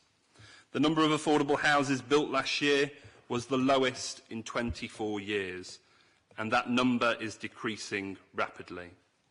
Our present government does not believe in redistribution. It does not believe in those with the broadest shoulders lending a hand to help the poorest. Nor do they seemingly believe that there is any higher human motivation than the pursuit of profit. And this is a government that also does not believe in an evidence-based approach to economics. Research from international institutions, such as the International Monetary Fund, consistently shows that austerity has a negative impact on growth. And the Centre for Macroeconomics, consistently polling British economists, finds that professional opinion opposes austerity policies on a ratio of 4 to 1. Austerity has been rejected by almost the entire world, including the United States. Only Britain and the Tories seem to persist. Our government continues to attack the poorest and most vulnerable in this country. We are in a race to create an insecure, employed, low-skilled and low-paid economy, a bargain basement tax haven off the shores of Europe. It's at times like this that the Labour Party and the Labour movement need to stand up proud for the rights of ordinary working people. That's why I've supported the motion to back the striking Northern Rail workers in their campaign to keep a safe, critical guard on our trains. We need to resist the erosion of employment standards and practices and remember that the best antidote to poverty is secure, decent paid employment with decent terms and conditions. But despite this, here at the City Council, we continue to fight back against the ravages of austerity and the incompetent Tory economic policies. As part of my budget announcements, I was proud to announce £3 million worth of spending as part of our anti-poverty strategy, directed towards essential frontline services. This money will be invested in our Women's Refuge, our credit union, welfare rights and debt advice, youth services and winter heating allowances. Crucially, it will also contribute towards our Salford Living Fund for affordable housing. Our anti-poverty strategy set out further ambitions. The proposals include poverty-proofing our services, joining together existing charitable and third sector organisations to collectively provide poverty relief, and campaigning nationally against poverty and its antecedents. As part of this campaign strategy, we have recently instituted a collaborative research vehicle between ourselves and Salford University, the Salford Task Force. The task force will be gathering qualitative, first-hand stories of poverty from Salford residents to be published in regular reports. The first investigation will focus on the private rented sector and housing within this city. And this follows from the success of our previous report into the real consequences of benefit sanctions and conditionality. Through this research collaboration, we can bring the personal stories of struggling Salfordians to the attention of the government and to the local and national press. Our housing proposals are set to be revolutionary in terms of providing real affordable homes for people in this city. Our model, when completed, will be able to provide mixed tenure housing developments, some at social council rents and some higher to subsidise them. It will operate on a self-financing business model capable of being replicated in councils across the country. For the first time in almost 40 years, we will have developed a sustainable method of producing council-controlled housing stock for the most vulnerable residents in our city. And our cultural strategy continues to be developed, creating existing new opportunities for the development and regeneration of different areas of the city. Salford is rapidly becoming the place to be, with restaurants, clubs, bars and shops opening up all across the city, especially wards such as Broughton, Owl, Riverside and Odsall, and specifically along Chapel Street. That's why we're also engaging the university in some joint master planning, combining our resources to create a long-term vision for the future development. This is a period of huge growth for Salford, not just in the service sector, but also industrially. 5,000 digital jobs have been created at Media City since it opened, and many more are to come. We're in the process of formulating a lobby to the government for further development of the site, a Silicon Salford, if you like, a hub of digital and creative industries with high-paid skilled jobs. And the development of Port Salford still continues to promise huge manufacturing, logistics and warehousing capacity at our fingertips. Salford will be the engine of growth for Greater Manchester in the very near future. And it's our job as a Labour Council to make sure that the benefits of growth reach everyone. That's why our anti-poverty strategy is so important, and it's also why we have been working hard to create a socially just and fairer economy. Nearly finished, Chair. Our work on the Social Value Charter aims to make sure our supply chain stays local, creating maximum benefit for our residents and preventing wastage into offshore tax havens. And our developing industrial strategy, in collaboration with the university, is focused towards making tailored offers to high-tech manufacturers, engineering plants and digital industries to attract more of the skills professions to our city. So although times are hard politically, we can't afford to despair. Labour has an excellent offer to the people of this city, and we can proudly say that we are delivering on the goals set out in our manifesto in May last year. We promised to tackle housing and higher rents, education and training and support for our healthcare services. This is exactly what we're doing, and with your continued support and hard work as local councillors, we can continue to do so much more. Thank you. Thank you, City Mayor. Are there any questions to the City Mayor? Are there any comments to the City Mayor? Councillor Antrobus, Councillor Saunders, Councillor Linley, Councillor Garrido, Councillor Turner, Councillor Merry, and Councillor Stone. Councillor Merry, Councillor Stone. Right. Councillor Antrobus. Thank you, Madam Chair. I just wondered if I could endorse the City Mayor's tribute to our late colleague Bernard Pennington. Bernard was a councillor for 53 years of this council and its predecessor, the former Worsley Urban District Council. He served for many years as chairman of the Finance Committee, playing a significant role in the development of this city. He also served with distinction as the mayor of the city of Salford in 1999-2000, along with his wife Jean Pennington, who was the mayoress. They were a fabulous mayoral team. And of course, Bernard was involved in so many organisations in the city, it would be too numerous to seek to mention them today. So I just wanted to say one thing about Bernard, because when the City Mayor was standing from where I sit, it was Bernard Pennington who was looking over his shoulder on the portraits there, and it just struck me that when you opened the meeting, you asked for a minute's silence to our colleague, Councillor Bernard Pennington.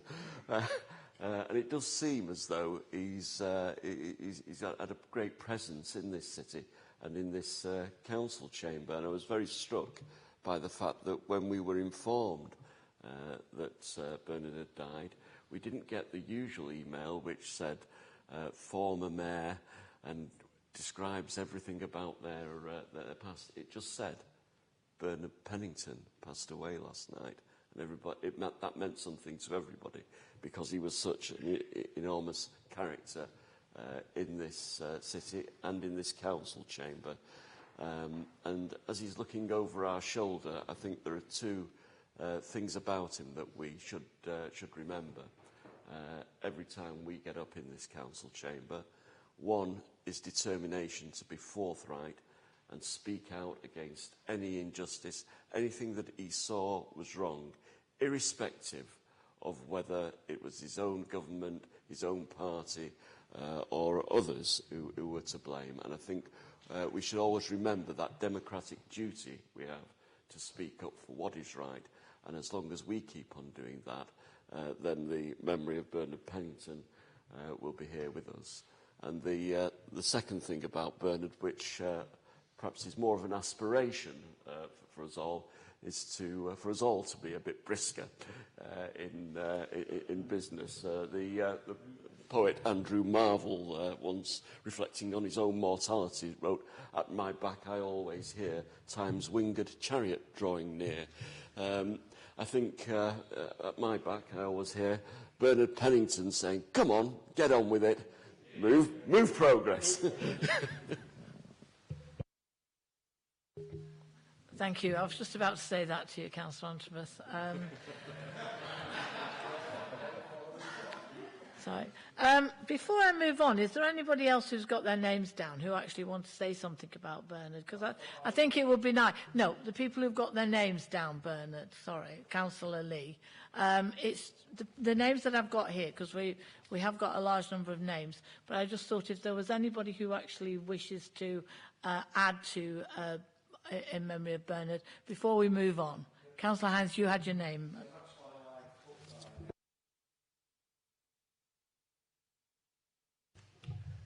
Yeah, Derek, and much has been said about Bernard, quite rightly. And I mean, he was, as many say, he was a legend in his own in that regard. And I can't add any more than what Councillor Antibus has said in that regard. But what does always come back to me about Bernard, when I had my own problems a number of years ago with the cancer that I had, Bernard rang me almost every day at that time. And he was really a comforter to me. And I'll never, ever forget that. He really, really did care about people. And as I recovered and got over what I had, we still kept in regular contact to see how both of us were going on, because Bernard obviously had his issues as well that has been well versed. But when I would say, so-and-so, you know, isn't well, you could almost guarantee that he'd be on the phone to them almost immediately. Again, inquiring how they were and booking them up. He was really a great man. There's no doubt about that. His integrity was second to none. But there were funny things about Bernard as well, weren't there? I can remember going back a number of years, I used to have a big tree in my back garden. And I asked Bernard, would he trim it? Would he cut it down? And I then drove my wife, because she worked across the road at that time. And I drove her to work the day Bernard was coming to trim it. And when I got back, Bernard had come, and there was a ladder against my bedroom window. Bernard knocking on, the curtains were drawn, we hadn't opened them at that time, as I brought Janet to work. And Bernard's up the ladder, banging on the window, thinking we were still in there to get us up. And shouting, and all the road could hear him shouting. And there was another one that always comes to mind, when he used to David Beckham, remember? And he'd saved David Beckham bill after bill after bill, and he hadn't received the money. And he went down in his scruff to cut, as he did for cutting the garden and doing the garden, and he couldn't get in, so he jumped over the fence. And Beckham's wife was there then, Victoria, who saw this man, didn't know who he was, jumping over the fence, and was about to phone the police. When she went out and confronted Bernard, and Bernard said, look, the only way I'm going to get paid is to come round here and face you face to face. So that was just two issues that reminded me of Bernard. But, you know, I'll finish on this, Chair. this place is said to be haunted. Well, if Bernard is here now, haunting us, beware for anybody that crosses him in that way. You will feel it, I can assure you, if that's the case. So, yeah, Bernard was a great man, and I'll miss him deeply. Thank you, Chair. Thank you, Councillor Hines. Moving along, Councillor Saunders.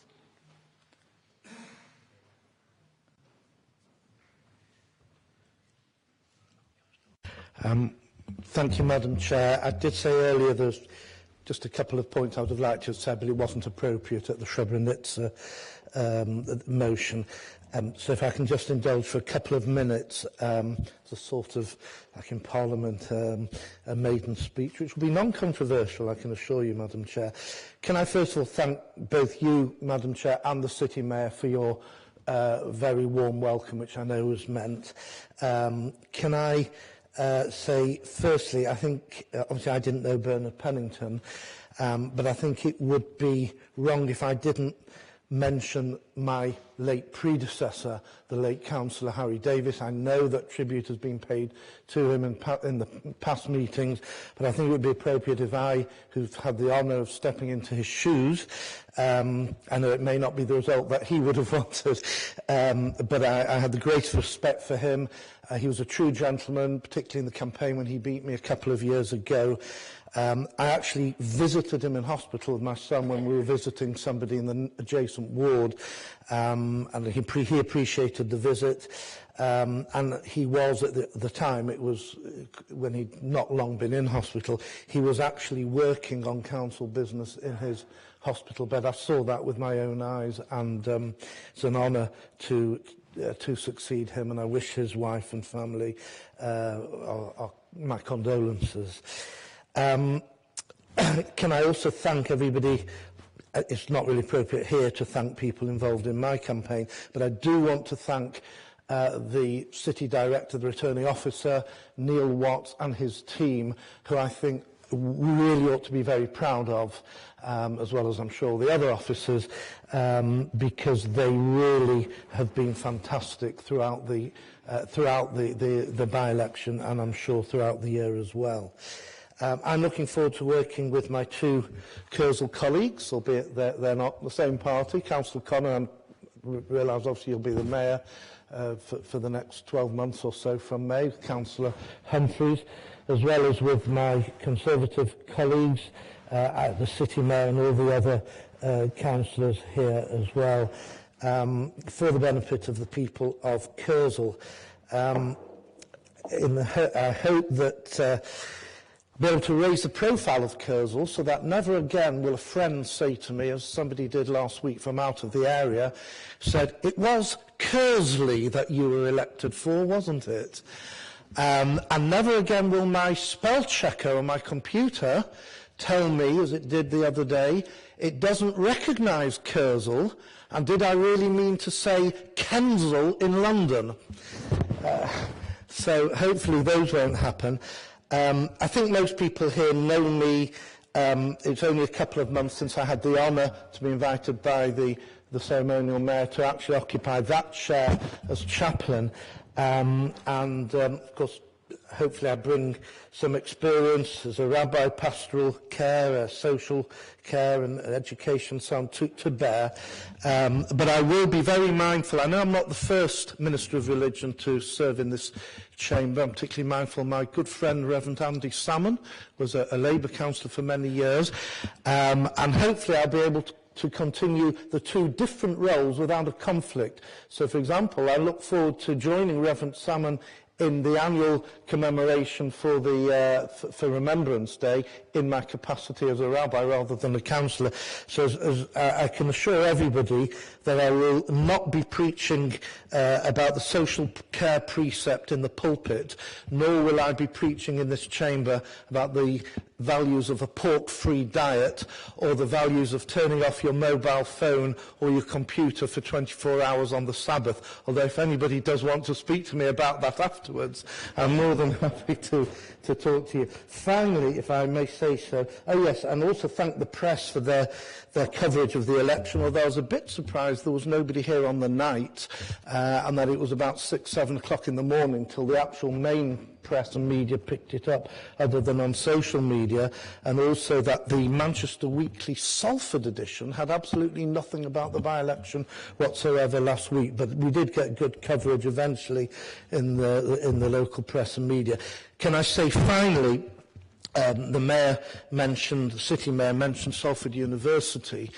One of the many things I'm involved in is I'm actually the Jewish faith advisor to the Salford University, and the minute we finish here, although I want to come back for the electoral meeting, I'm literally dashing off hot foot to the university to take part in the grand opening of the new multi-faith centre at the university. Just one more thing that I think we can be very proud of. Thank you, Madam Mayor.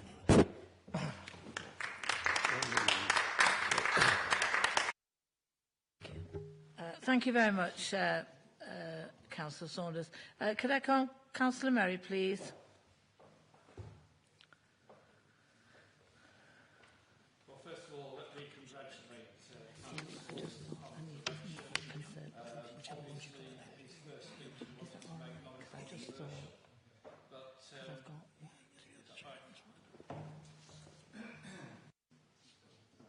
Are you on? Can you? Sorry. I think you're still on. Oh, sorry. Right.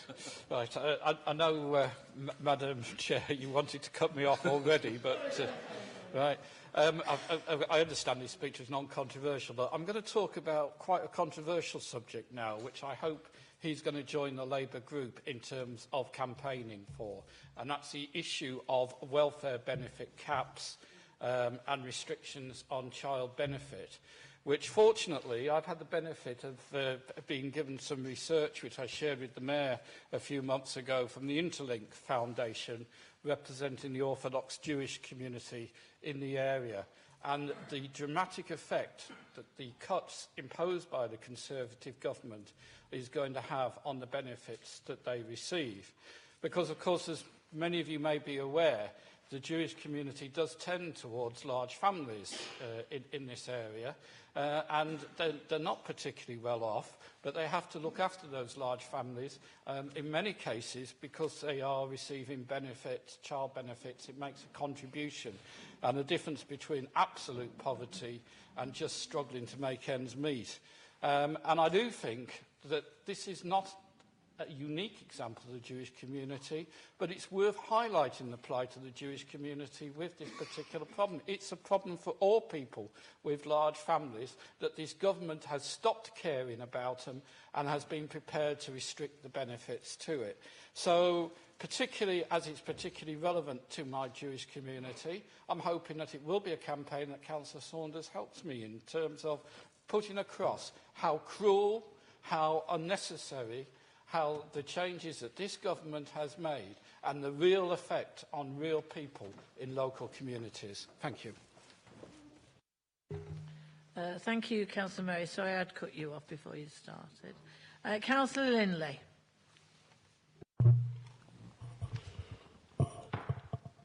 Thank you, Madam Chair. I'm the first Conservative other than Councillor Saunders to speak, and as a walked-in councillor, I do want to say very briefly about Bernard Pennington. I'm not going to pretend for 1 minute that Bernard and I were the best of friends, and I'm sure he wouldn't want us to.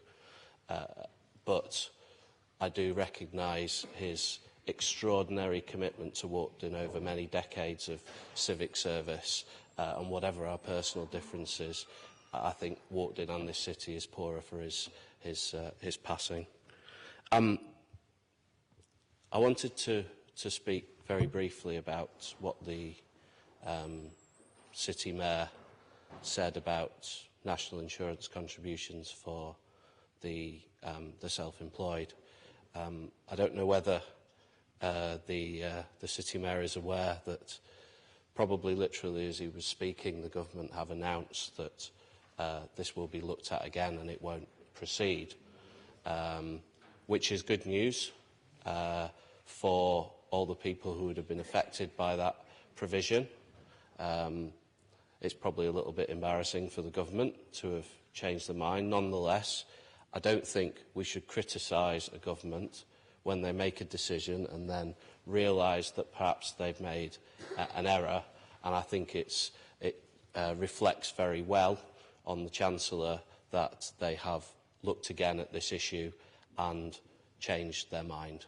I don't think we should criticise people for changing their mind when the facts change or when they think that they've made a decision that in hindsight should have perhaps been different. I'm also, the City Mayor's remarks also reminded me a little bit of what Councillor Jones said about me earlier, and he said that on transport, all the good things I say are due to the Conservative government, and everything that goes wrong is due to the Labour Party. And there's a bit of politics in that, but that argument cuts both ways. We heard Councillor Ferguson earlier talk about increased employment and reduced unemployment.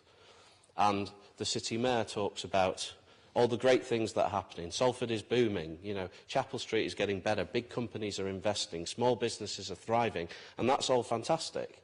And then the City Mayor and Councillor Ferguson want to stand there and pretend that that's all due to the Labour Party and it's nothing to do with the economic conditions that have improved greatly under a Conservative government. So I want to note all those fantastic achievements that businesses and people in Salford have come up with, and I want to thank them for all their hard work and just remind Councillor Jones and others that that argument cuts both ways. Thank you, Madam Chair.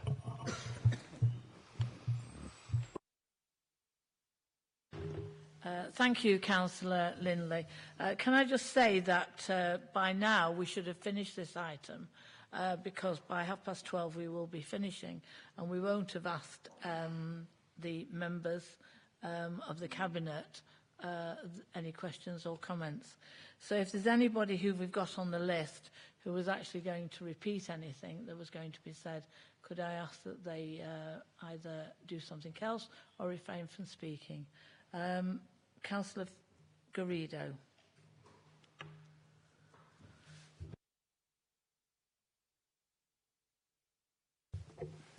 Thank you, Madam Mayor. That probably just about rules out everything I was going to say. But there are one or two comments that I would like to say. First of all, I congratulate the City Mayor and his predecessors for what has happened in the city.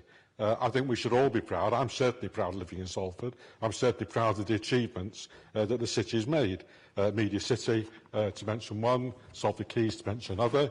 And both Labour and Conservatives have actually contributed to that. I remember Michael Heseltine playing a part in relation to Salford Quays. So, you know, everybody, I think, has helped to achieve that, and I certainly support what the City Mayor has said in terms of the achievements in this city, which, as I said, we should all be rightly proud of, and something which we should continue to strive to improve. We've still a long way to go. And I think one of the things that's going to help us improve is another announcement that was made this morning, and that is that employment has once again risen in the last 3 months by 4.7%. Maybe not as much as the previous 3 months, but nevertheless, you know, the figures have just been released this morning, 4.7% increase in employment. That's another 31,000 people employed, right? And that helps our economy, that helps people, it's getting people into jobs, and I think that is so important. Wage growth, yes, wage growth is small, right? But it is rising. It is rising ahead of inflation, albeit inflation is very low, thanks to the Conservative government, but nevertheless, wage growth is rising. Not by anywhere near enough. But before it can rise further, we do need to get an improved economy. And I think as the economy improves, you know, as growth improves, then we can start to reflect that, hopefully, in improved wages for our workforce, because our people deserve to be better paid. And I, for one, don't accept that they're better paid. I don't accept that, never mind the minimum wage, but the living wage, it is still not sufficient for most people to live on satisfactorily. But before we can do anything else about that, we have got to make sure that the country grows at a satisfactory rate. I believe that is what is happening, and I think the figures which have been announced again this morning with regard to growth in wages and growth in employment is a good move forward in that direction. Thank you. Thank you, Councillor Gredo. Councillor Turner. Madam Chair, well, a lot's been said, really. Well, there's always a lot being said. First of all, I would endorse all the previous speakers on Councillor Pennington. I know it's repetition, but I think it's worth saying. And I'm grateful to the City Mayor mentioning the arrival of our Councillor Arnie Saunders. It must come as a great shock to him. But basically, I thought you were a little bit under par today, City Mayor. You seem to have moderated. Perhaps you are moderating. But Councillor Guido's right. If you want things, you have to have a strong economy. There's no doubt about that. And I do think our visit to London paid dividends, because you didn't mention it, but the Chancellor did put extra money into adult social care. We did, but we don't mention that. No success stories, only gloom. And it's all the government, isn't it? Government's fault. Do you know, I was watching a programme the other day, and it was similar to Councillor Dennett's views, that the Labour member was sitting there saying, we'd reverse this, yep, reverse that, corporation tax, yes, get rid of that. And the interviewer said, you've spent that 10 times. So then he said, it works out, there's about 60 billion. Where's that coming from? Where's that coming from? Oh, well, we haven't thought about that yet. We haven't decided yet. And that really simplifies it. You keep spend, but you haven't got a honest idea how you're going to get the money from. It has to come out of the economy. Now, I don't know anything about trains, but I do know about the self-employed, because I was self-employed most of my life. And you are quite right, self-employed people don't get sick pay, and they work more hours than the normal person that's got a daytime job. But the reason that they work, like in my case, 7 days a week, but because you're working for yourself, you don't count the hours. You get on and you make the living, and you accept that. No, it would be very nice if we can give them all sick pay and give them all the other benefits, but of course it's got to be paid for. It's all got to be paid for. So I think that sort of clears that up. And then also, when I looked at the opinion polls, I see that Labour are about 19 points behind.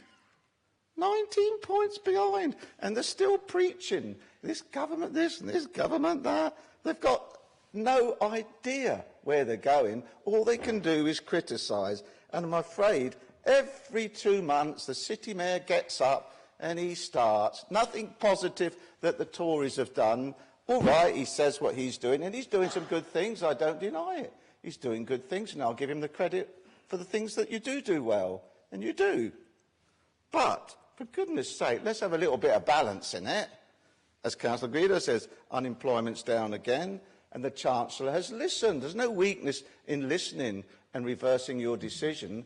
I mean, I have to say, personally, I don't know why he made it in the first place, because I thought he'd have done more research about the proposed tax changes. I think that probably was a wrong one, and I think he's acknowledged the fact, and that's why it's been reversed, and I'm very pleased that he has reversed it. But quite frankly, I look forward to the day when the City Mayor gets up and doesn't go on with all this political stuff, and it doesn't get us anywhere, does it? Let's be honest. Who's listening? Oh, there are three listening. But I mean, basically, the people of this city, they want us to get on with the job. They don't want all this. I don't want it all, to be honest with you. So can we just leave it at that, and let's be more positive and don't keep slating the government because they've done this or they've done that. Or if they've done something good, tell us that they've done something good. Thank you. Thank you, Councillor Turner. Councillor Stone. Thanks, Chair. I'll keep it very quick. I just wanted to add my thanks to the City Mayor as lead member and Chair of the Children and Young People's Trust for Salford Takeover. It was the City Mayor's idea as a pledge back to the young people who were involved in the Seldom Heard event last year, and it was a really, really good idea. I can't tell you how fantastic it was seeing young people sitting in this chamber, presenting to each other, having debates. There was one young girl who I thought was a bit of a mini-me, actually. She was fantastic, and they were really giving it to each other. But, you know, it was such a fantastic day. Serious thanks to Councillor Connor for allowing the young people to choose one of his charities, one of his mayoral charities for next year. Couldn't have happened without Claire Hopton, who supports the Trust, our youth service, the Young Carers Centre, the press team, our youth council, everyone who was involved in actually designing the day and facilitating it, as well as having the young people in the chamber choosing what the charity was going to be and going through that democratic process. We had young people going around the campus interviewing staff. Brilliant, the amount of people who volunteered, so thanks to all the staff who were interviewed by Facebook Live and Twitter Live by the young people. Special thanks to Salford City College for providing Dennett for the Day masks. I don't know if anyone saw those. There's a prank that the Youth Council designed for the City Mayor, so when he first walked in, all the young people were sat there with Mayor masks on, which was, I have to say, very, very freaky. Have a look on Twitter for the pictures. I've still got some in my office, and it freaks me out every time I walk in. And to the City Mayor and all the teachers who got involved in games of pie face at lunch. Very disappointed the City Mayor got away without getting cream in his face, so I do think we need a replay soon. But we really want to try and engage with young people and do fun stuff like this. Apparently, some of the young people on the way out told the City Director that they'd like to be councillors when they get older. So it is working, and we will be doing loads more to try and get young people into the chamber. So I just wanted to say thank you. Thank you. Can I, sorry, I've not been mentioned, but I was actually present at their meeting and actually gave them the knowledge about the ceremonial procedure and asked them if they had any questions. But I came in my robe so that they knew how what we were. The unfortunate thing was that we couldn't have the mace in the chamber because the attendant wasn't able to be here. So we did give them about the civic and about the badge and everything. So I agree with everybody else. It was an excellent day, and I'm glad they've chosen one of Councillor Connor's future charities. Thank you very much indeed. Can we move on now to Councillor Ferguson? Sorry. Oh. You're at the bottom of the list anyhow, Councillor Ferguson. We won't get to you. So do you want to speak now? I'll be very brief then. Just, I wasn't going to speak, but seeing as I was mentioned in debate, that'll teach you. I just wanted to congratulate the City Mayor. The fact that, as making a speech about national insurance charges, he was able to influence the Chancellor of the Exchequer so quickly. I'm surprised that the opposition, and that he made that decision so quickly. I wonder what they'd have been saying if he hadn't have done that. Because obviously you're keeping an eye on social media, as am I. Because I just wanted to let it be known that there has been some tweets going on. The one that says, Mr. City Mayor's update to the council meeting, don't worry. It was mostly the same as the last one and the one before that. My recollection is that the councillor who hosted that missed the last two meetings, so how he knew what your last two meetings were like, I wonder. Yeah. Thank you, Councillor Ferguson. City Mayor. Okay, speaker on. So yeah, in kind of responding to the comments that have been made, I welcome Councillor Antrobus and Councillor Hines's endorsements of the tribute that I made to Bernard Pennington. He will be sadly missed, and thank you very much for supplementing what I said. That was really appreciated. Also to Councillor Saunders, welcome to Salford City Council, welcome to the Chamber, and I look forward to working with you and also debating politics in the very near future. Councillor Merry rightly drew attention to the impacts of welfare reform, and more specifically he drew attention to how it disproportionately impacts on BAME communities, drawing specific attention to the Jewish community within our city. We know this, we've known this for some time, and it's absolutely horrific that the benefit cap is impacting on families and children in the way it is. So hopefully, as with the national insurance change of heart on the part of this government, we can get them to do exactly the same on welfare reform, which is having such a damning and damaging impact on our communities and neighbourhoods within this city. In terms of Councillor Linley always likes to make it out as though I'm saying the same old thing, but let's just have a little look at The Guardian on Thursday the 9th of March 2017. So we've got Katie Allen, Angela Monaghan and Philip Inman saying workers in Britain are on course to suffer an unprecedented 15-year loss of earnings growth and have been warned to prepare for a third successive parliament of austerity by a lead think tank. Analysing Philip Hammond's spring budget, the Institute for Fiscal Studies said that after suffering a lost decade of earnings growth, households were now about to be hit by big welfare cuts. The future, quite clearly, is more austerity for this country. We think at the moment that the reprieve on the national insurance is good news. My real concern is where are those cuts going to land next under this regime of austerity? Does that mean more cuts for local government? Does that mean more cuts to welfare?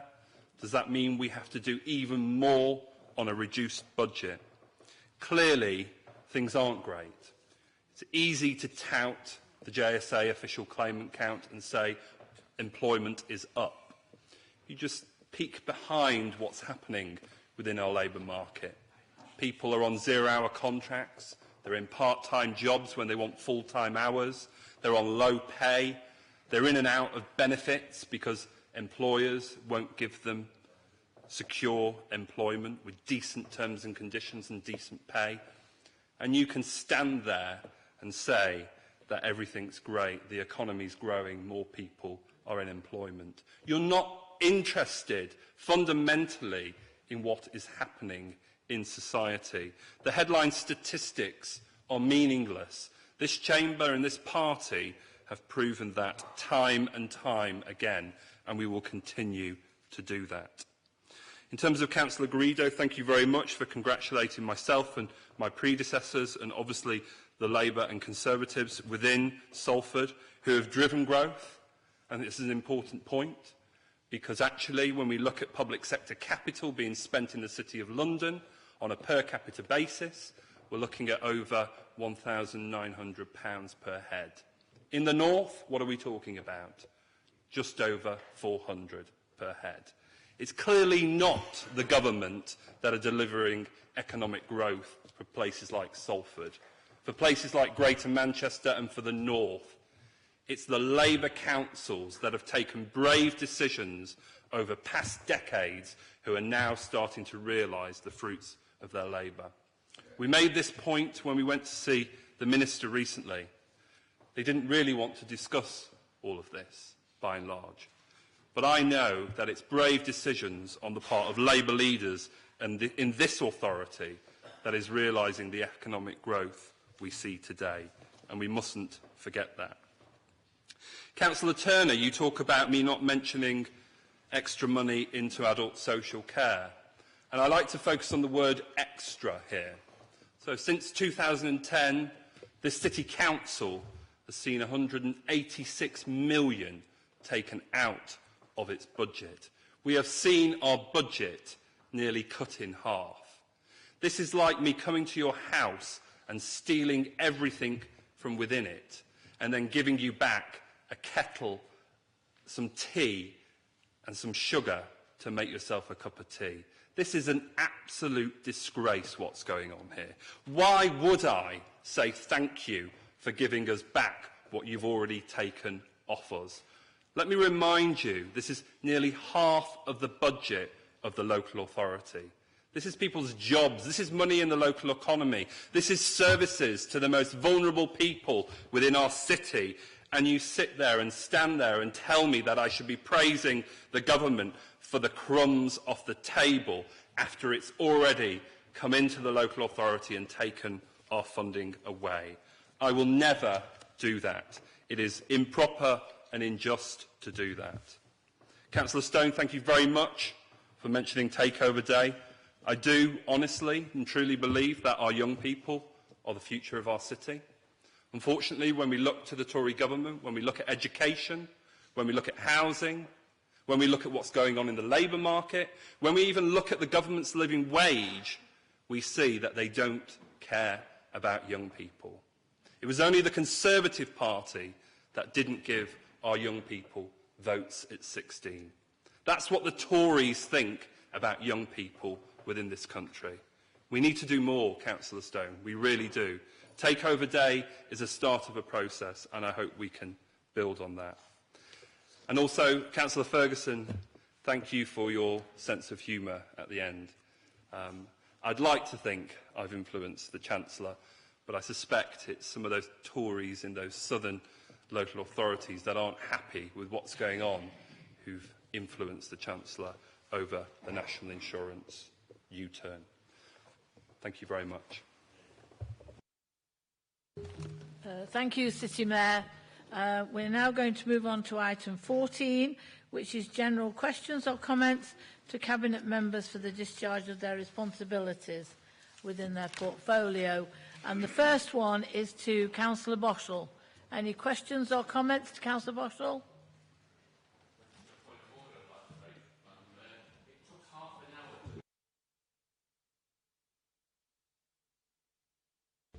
It took half an hour to make a decision on whether the motion from the opposition should take place. We normally only have a 15-minute break. Can I therefore suggest that we extend today's meeting till 1:45 in order that we can get through the business? I'm quite prepared to take a seconder for that. Seconded by Councillor Lewis. The meeting will now close at 1:45. So the questions to Council or comments to Councillor Boshall. Any questions or comments? No. Questions to Councillor Merry? Any questions or comments? I know that Councillor Longshaw isn't here, but I'm sure that somebody could answer any questions or comments if anybody's got to make anything on the housing and neighbourhoods. Any questions and comments? No. Councillor David Lancaster, Environment. Any questions and comments? Sorry, Councillor King.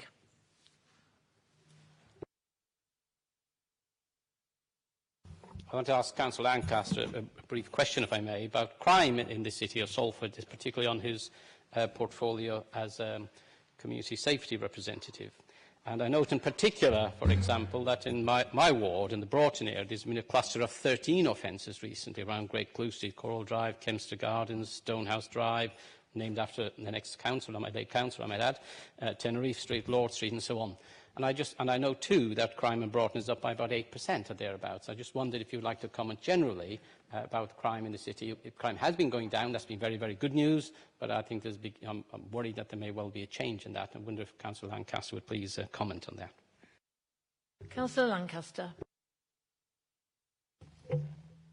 Well, firstly, can I emphasise that before I answer the questions, some of the information may sound as though we're going against the government proposals, but nevertheless, I've got to mention those issues about police numbers, which I think is quite important.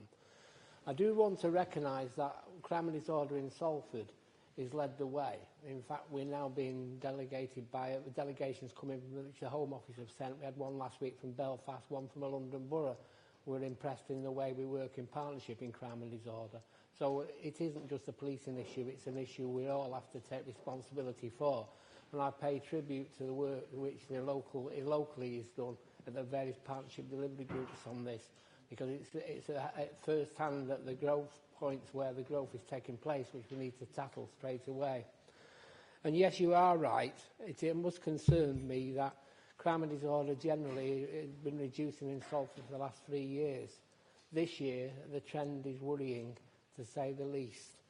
If we can just give you some indications, the crime across the city, since February 16 to February 17, has gone up by 7%.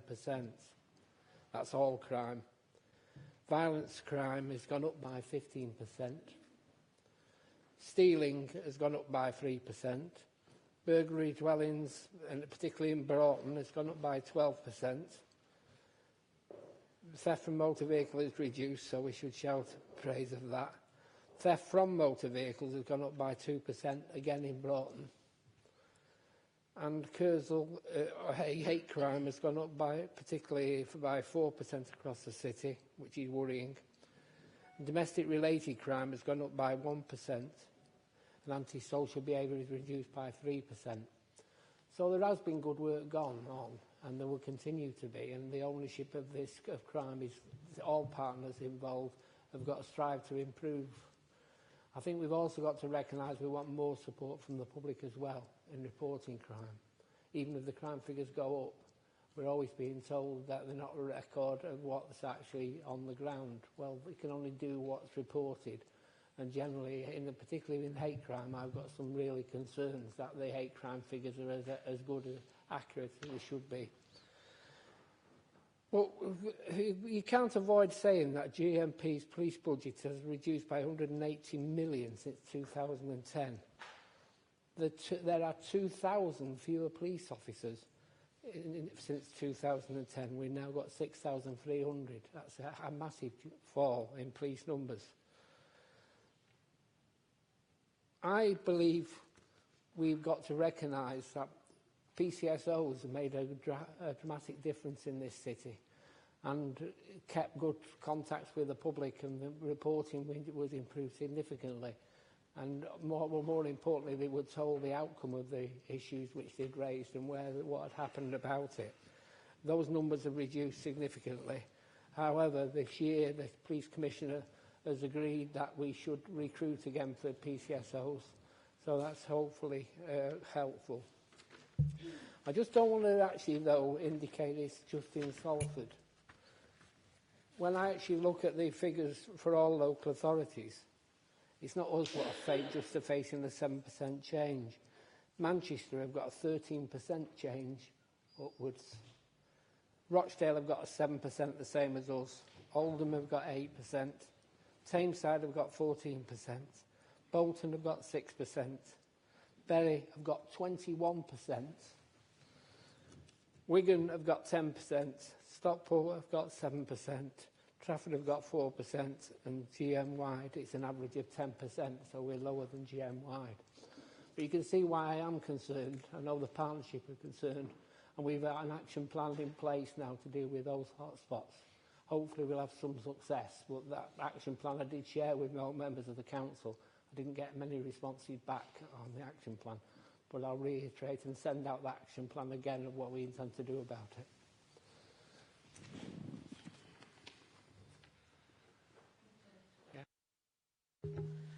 Thank you, Councillor Lancaster.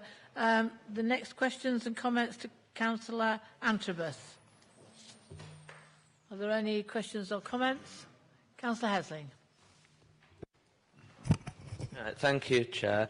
And as Council may know, there's been a great deal of concern amongst the residents, particularly in Claremont, but also in Weast, about the future of the Duncan Matheson playing fields. Councillor Dirra and Councillor Paul Wilson in particular, along with myself and Councillor Bentham, organised a very successful public meeting in which over nearly 400 people attended, and we were able to get residents' feedback on this. My question to Councillor Antrobus is asking him if he can give any more information about the objectives of the local plan in order to protect the playing fields there and hopefully enhance them, and also whether that will be communicated to the local press that we can then pass on to residents. Thanks. Thank you, Councillor Helding. Councillor Antrobus. I'm happy to confirm the proposal in the draft local plan, which is that the Duncan Matheson playing fields should be protected and enhanced. The playing pitches strategy, which was adopted by the Council last year, indicated there was a shortage of playing fields in this area, and so we see no reason to lose those playing fields given that demand. The problem that the City Council faces is that those playing fields are in the ownership of a charity, the Boys and Girls Clubs of Greater Manchester, and they have submitted a representation along with Barratt Homes on the draft local plan, and their proposal is to develop the whole site for housing. I have to say that their submission does not provide any evidence at all that our initial playing pitch strategy was invalid in any way, and therefore at the moment I see no reason why the City Council should change its strategy. But because the land is in the ownership of a private body, it's going to be very important for the City Council to work with the local community and all the partners to try to secure improvements to this piece of land, and that remains our primary objective, and we will do all that we can do to achieve that.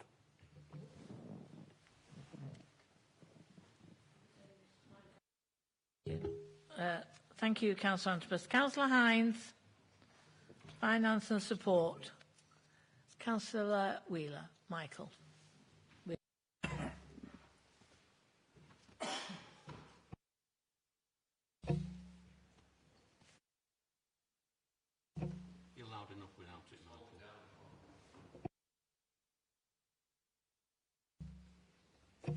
It's going green, but not red.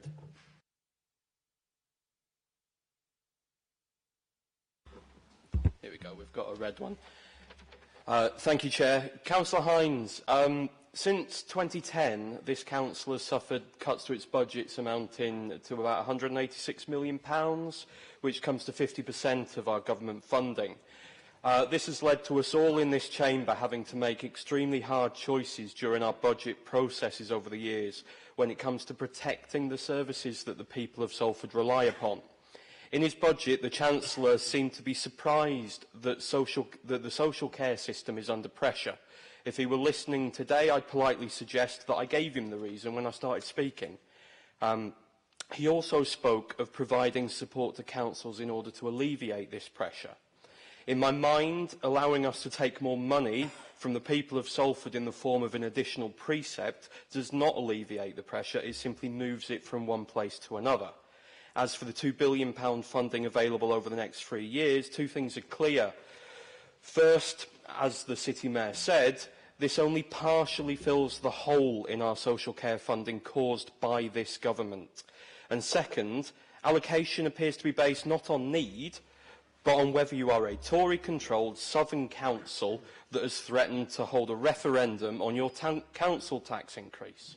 This leads to my question, Councillor Hines. If this council had been treated fairly, if the government's approach to local government funding was truly based on need, what difference would there have been to our budget process if that extra money had been made available to the people of Salford?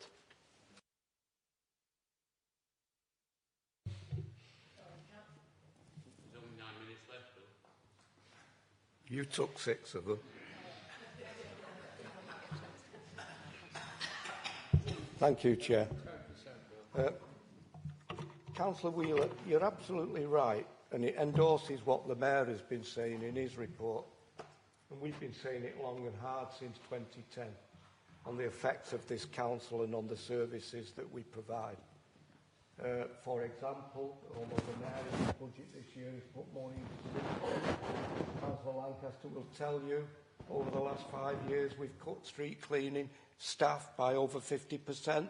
Obviously we can't do the same what we were doing before those cuts. And it goes across the board, doesn't it? Yes, on social care, which is the most serious position, I would say, at the minute, that the people are suffering in this city. The Chancellor has put £2 billion countrywide, which effectively will be about £6 million for us in the authority, which is good. But at the end of the day, as the King Saunders had said, that £2 billion nationwide needs to be £2 billion every year. So that just shows you the consequences that we're suffering. So yes, we're happy to get that. It would have been a much more serious position if we didn't have it. But really, as the Mayor has said, in answer to Councillor Turner, really it is crumbs compared with what we really need. But also, what I want to make the point, and this is for Councillor Turner as well, and Councillor Miller, who said about the Mayor repeating and repeating and repeating. Well, I'll tell you, we will keep repeating it. We'll keep repeating it day in, day out, until the penny drops of what this Tory government are doing. We talk about growth. Where is the growth coming from? Mainly from consumer spending. Consumer spending that is likely to go up if interest rates go down as interest rates go up over the years. There's very little private investment going on countrywide. Government, of course, have almost stopped since 2010 in putting investment into the infrastructure that we need.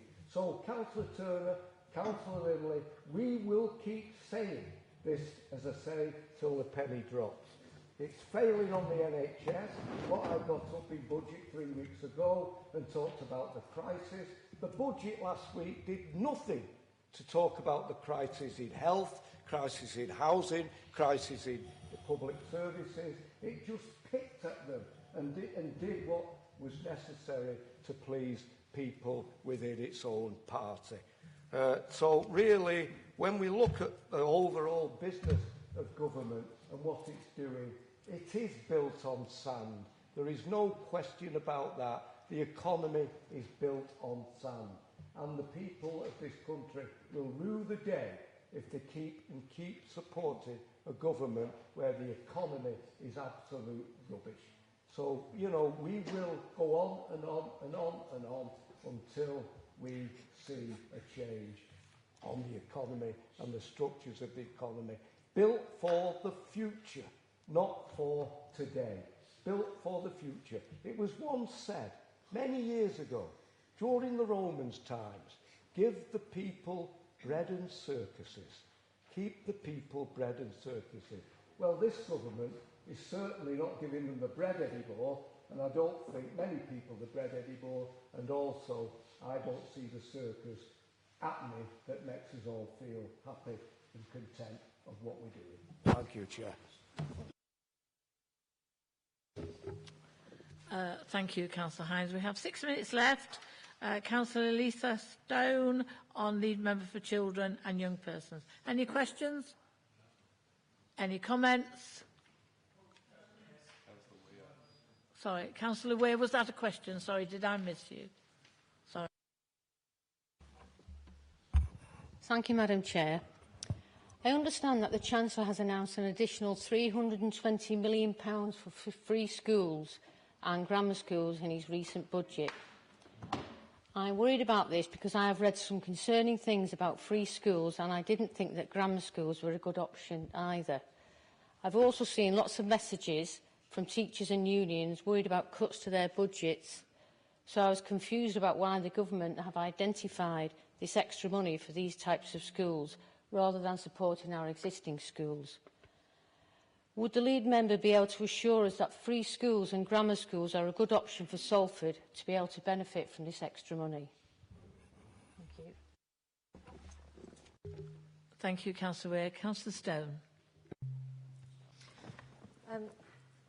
Yeah, thanks for raising this issue. It's a really good question, but unfortunately my answer is no. I can't reassure members that free schools and grammar schools are a good option for Salford. There's absolutely no evidence at all to demonstrate the impact of grammar schools on social mobility, and there's no evidence at all to demonstrate the effectiveness of free schools over maintained schools. The Prime Minister talks about the need for people to be able to attend a good school, but fails to mention that 89% of schools are good. So surely the resource would be better spent on supporting those schools that are struggling, rather than funding vanity projects.